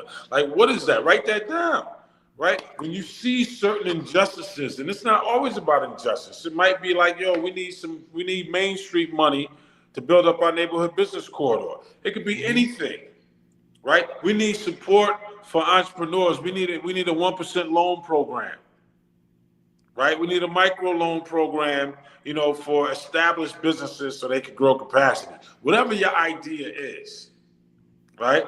Because micro loan programs are valuable because the government make money back plus 1% interest, right? And so they'll buy that. Right. So you look, and they'll write a grant and go get that money. Right. So when you have to think about your interests. What are your interests? Write them down. And then you can choose to either organize with a couple other people. I don't think you need 50. It only took 9 dudes to create the Federal Reserve Bank. How about that? and they run this whole joint, right? So I don't think you need 50 people, right? You can either choose to organize with somebody or do it by yourself, man. But you got to have your issues. And sometimes, depending on how you move, it might be better to go to that meeting at first by yourself. Build up your traction. People like to be on a boat that floats anyway. You know what I mean? And I'm the kind of person, I ain't telling you about my idea until it's done, because I may not want your help because you might poke holes in my boat. I give you a ride, but I don't need your help building it. Right? So sometimes you got to go it alone to get the momentum. And it don't always require a crowd, man. If you got an idea and you're going to go sit, I'm going to D.C., I'm going with one other person, man. You know what I mean? Maybe two, right? So, when you go and you got an idea, Brother Seven, you say, hey, we need to do this in this neighborhood. There's a lot of dilapidated housing. How can we attract, some attention? Everybody who do dilapidated development never do cluster development, right? Another idea. Cluster development is better because you could resurrect the neighborhood in one season. Woo. Right? And then you market it to first-time home buyers so that they can get access. And many of those are going to be persons of color or persons, who are struggling economically, right? And you build that neighborhood up. There's so many things you can do to resurrect the neighborhood or resurrect your area to make it better for your people. You just have to be creative simply by looking at what the problem are, come up with the issues, things that work, they'll work, and then go do them. But don't confuse, this is what I offer, don't confuse programming with real infrastructure improvement. A lot of people always say, hear me out, well, give me 1 second, brothers. My phone trying to tell me to go to bed. So a lot of things first people will say is, man, we got to do something about these kids. Listen, everybody say that, right? Every one of these kids got parents. And every one of these kids go to school or something, right? But it's the fact that everybody's saying the same thing and saying we got to do something about these kids leads to programming, but it doesn't change the infrastructure around them. Correct. You know what I mean? And this is what I mean by don't confuse programming with infrastructure. Oh, we got to do this. We need more community centers. Community centers don't pay taxes. How about that?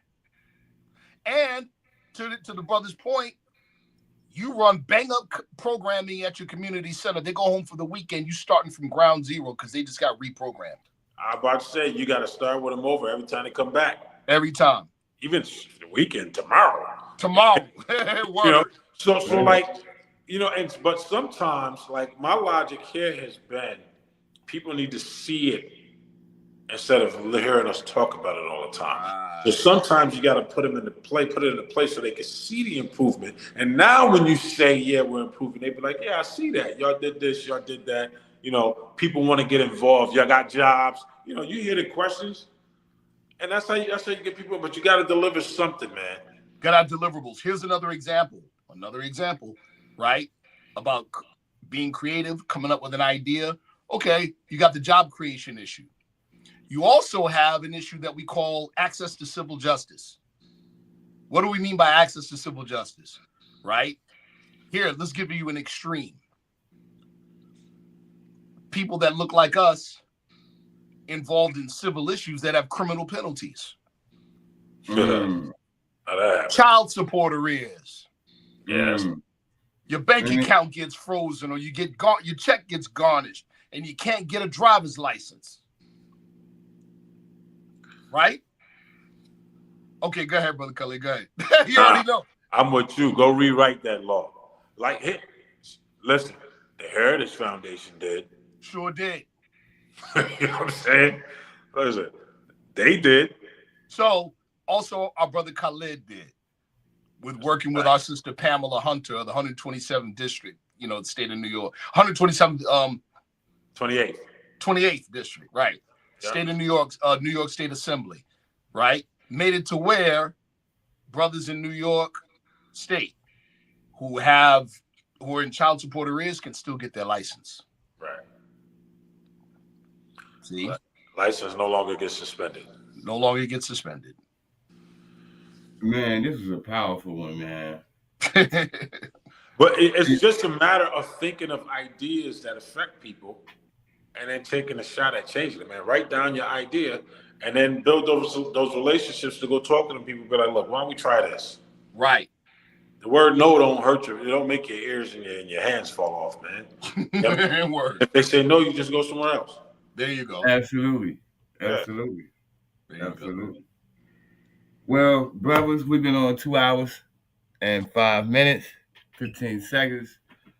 A number of people in the audience already said they got to review this live. Yes, sir. So you brothers have given them a lot. I think we covered a lot. You definitely answered my questions. So I'm, like Brother Khalid, we're gonna have that conversation along with Brother Sharif. When we get that time to sit down, and I want to speak to you about some initiatives I'd like to demonstrate in my city. So, Brother Khalid, like me and Sheikh 7, we talk a lot. And he's a lot of these things. See, brother Sheikh 7, you're getting through this show direct access to how I learned what I know about government. You see what I'm saying? Yes, sir. All right. So yeah.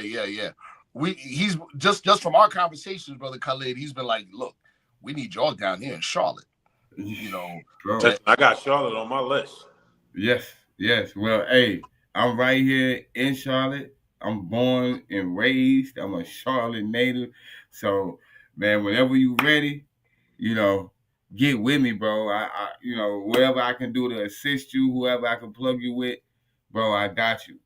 I got you. Just let me know. Right now, one thing we could do, that municipal efficiency, operation efficiency joint, we need to get that to your city legislature so they can put that on the books.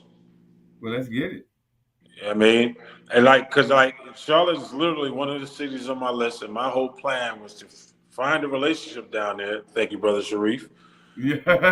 Where I could give somebody this joint, and then they can go just put it in there. And the thing is, the thing that I mentioned, like I mentioned before, I don't care about no credit, man. Right. Mm-hmm. You just want to see it happen. There you go. Mm-hmm. I mean, because you're trying to make sure that people win. Who cares who? People like, oh, Khalid, they don't know you wrote it. So what? I wrote a lot of stuff people don't know I wrote. If I do it, you did it. Come on now. And while I appreciate that, I'm gonna say you did it. So it's all right. Right. Brother, go ahead and watch the other one. Go ahead and watch the face. Yes, that's sir. right, bro. Yes, sir. Yes, sir. What anything y'all would have let the people know what you got going on? Anything you got going on, anything you promoting? Let's talk about it before we check off. Well, me and Brother Khalid gotta reconvene on an idea from that stemmed from a previous Let's Think podcast show. Oh man, crazy to a lot. Yeah. It stemmed from a recent Let's Think podcast show where myself and our brother Ishmael Bey. I already know where that's headed. The other day. Yep. He's definitely in the chat. Others in gratitude created a boundless universe. What we saying here? Is there any particular expertise in writing these plans or proposals? Yeah, the thing is, I'm gonna tell you a trick, right? All you need to do is write a paragraph. The city lawyers will write it up for you, man. There you go. The corporation counsel will do it. So when you find that lawmaker that you build that relationship with, whether it's your district councilor, your alderman, or whatever, and you say, I got an idea, right? And you write a paragraph that explains your idea. You give that paragraph to that legislator, right? Because even if you write it in a legal form, it can't get on their agenda without their corporation counsel or their lawyers putting their hands on it. Right. It has to go through the lawyers, right? So if you write a paragraph that explains the situation, you talk with this legislator, you give it to them, they're going to give it to the lawyer. The lawyer is going to write that, going to codify it, make it a law. and then it goes on the books. It's that simple. You know what I mean? Because what they're going to look for is things that they can't legally do. Right. Right? Sometimes people ask for things and it's the state's jurisdiction. Mm. Sometimes people ask for things and it's programming, it's not legislation, right? And so what they do is they'll weed out the things that don't fit so that they can legally do it.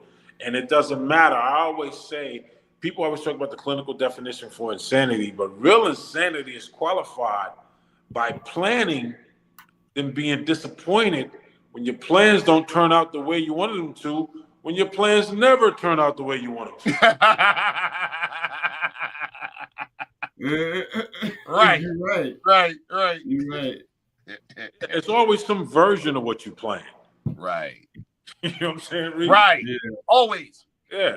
Always. So you know, you get what you can get in the door, and then you make the adjustment and you go do something else. You know what I mean? You know, so like a lot of times, and I know we over time, a lot of times I'll write legislation, but I can't use myself as an example. I had an unfair advantage, right?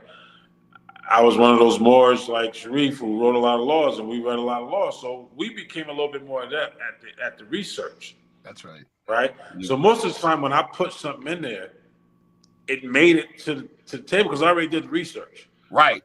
But so I knew what could legally be done and what can't be done. But this is what they're for. And most people don't know that. So make use of those lawmakers. And if you ever get the opportunity and the motivation, become one yourself. Woo. Yes, sir. Talk about that book you were just holding up because they want to know again. Yeah, The Will to Good in the Time of Collapse. So if you search my name on Amazon, Khalid Bey, a bunch of them will pop up. But this is my most recent. It's about the nature of our environment right now in government, and the need for us to find ways to do well, even while all of the walls are caving in on us. Come on. And sometimes when the walls are caving in is the most opportune time for reform. That's a fact. And so that's ultimately what it's talking about. That's a fact. I see my brother Louis Anael-Bey in the building. Yeah, see you, Mod Squad. Sharif. Yes, sir. I'm gonna tell you something. You got to plug this. Go ahead. I don't know if the listening audience know, but Sharif is definitely distributing a 5-hour Qigong class. Oh.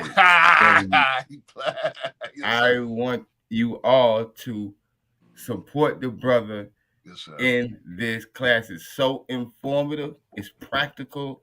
I want you all to participate in it.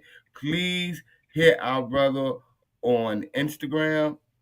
Get him on Instagram, Facebook, wherever you find him at Sharif Anael-Bey. All you got to do, here it is, brother. Just text Qigong to this phone number, 315-552-1638. Simple. Text Qigong to 315-552-1638. Hey, I tell you what, he's the best instructor I ever had. Trust me, he's mine too. Honest gratitude to our brother Louis Anael-Bey for the $2 super chat. Islam Moorish-American. Islam, brother. Islam. Well, listening audience, we about to check out. I just want to say honest and gratitude for all the support always. Honest and gratitude to our guests, our esteemed guests.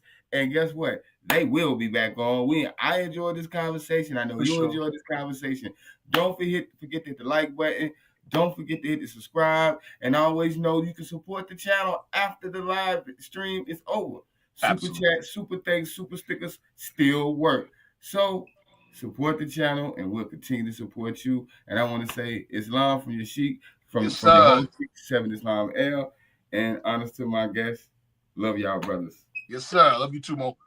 Islam. Peace.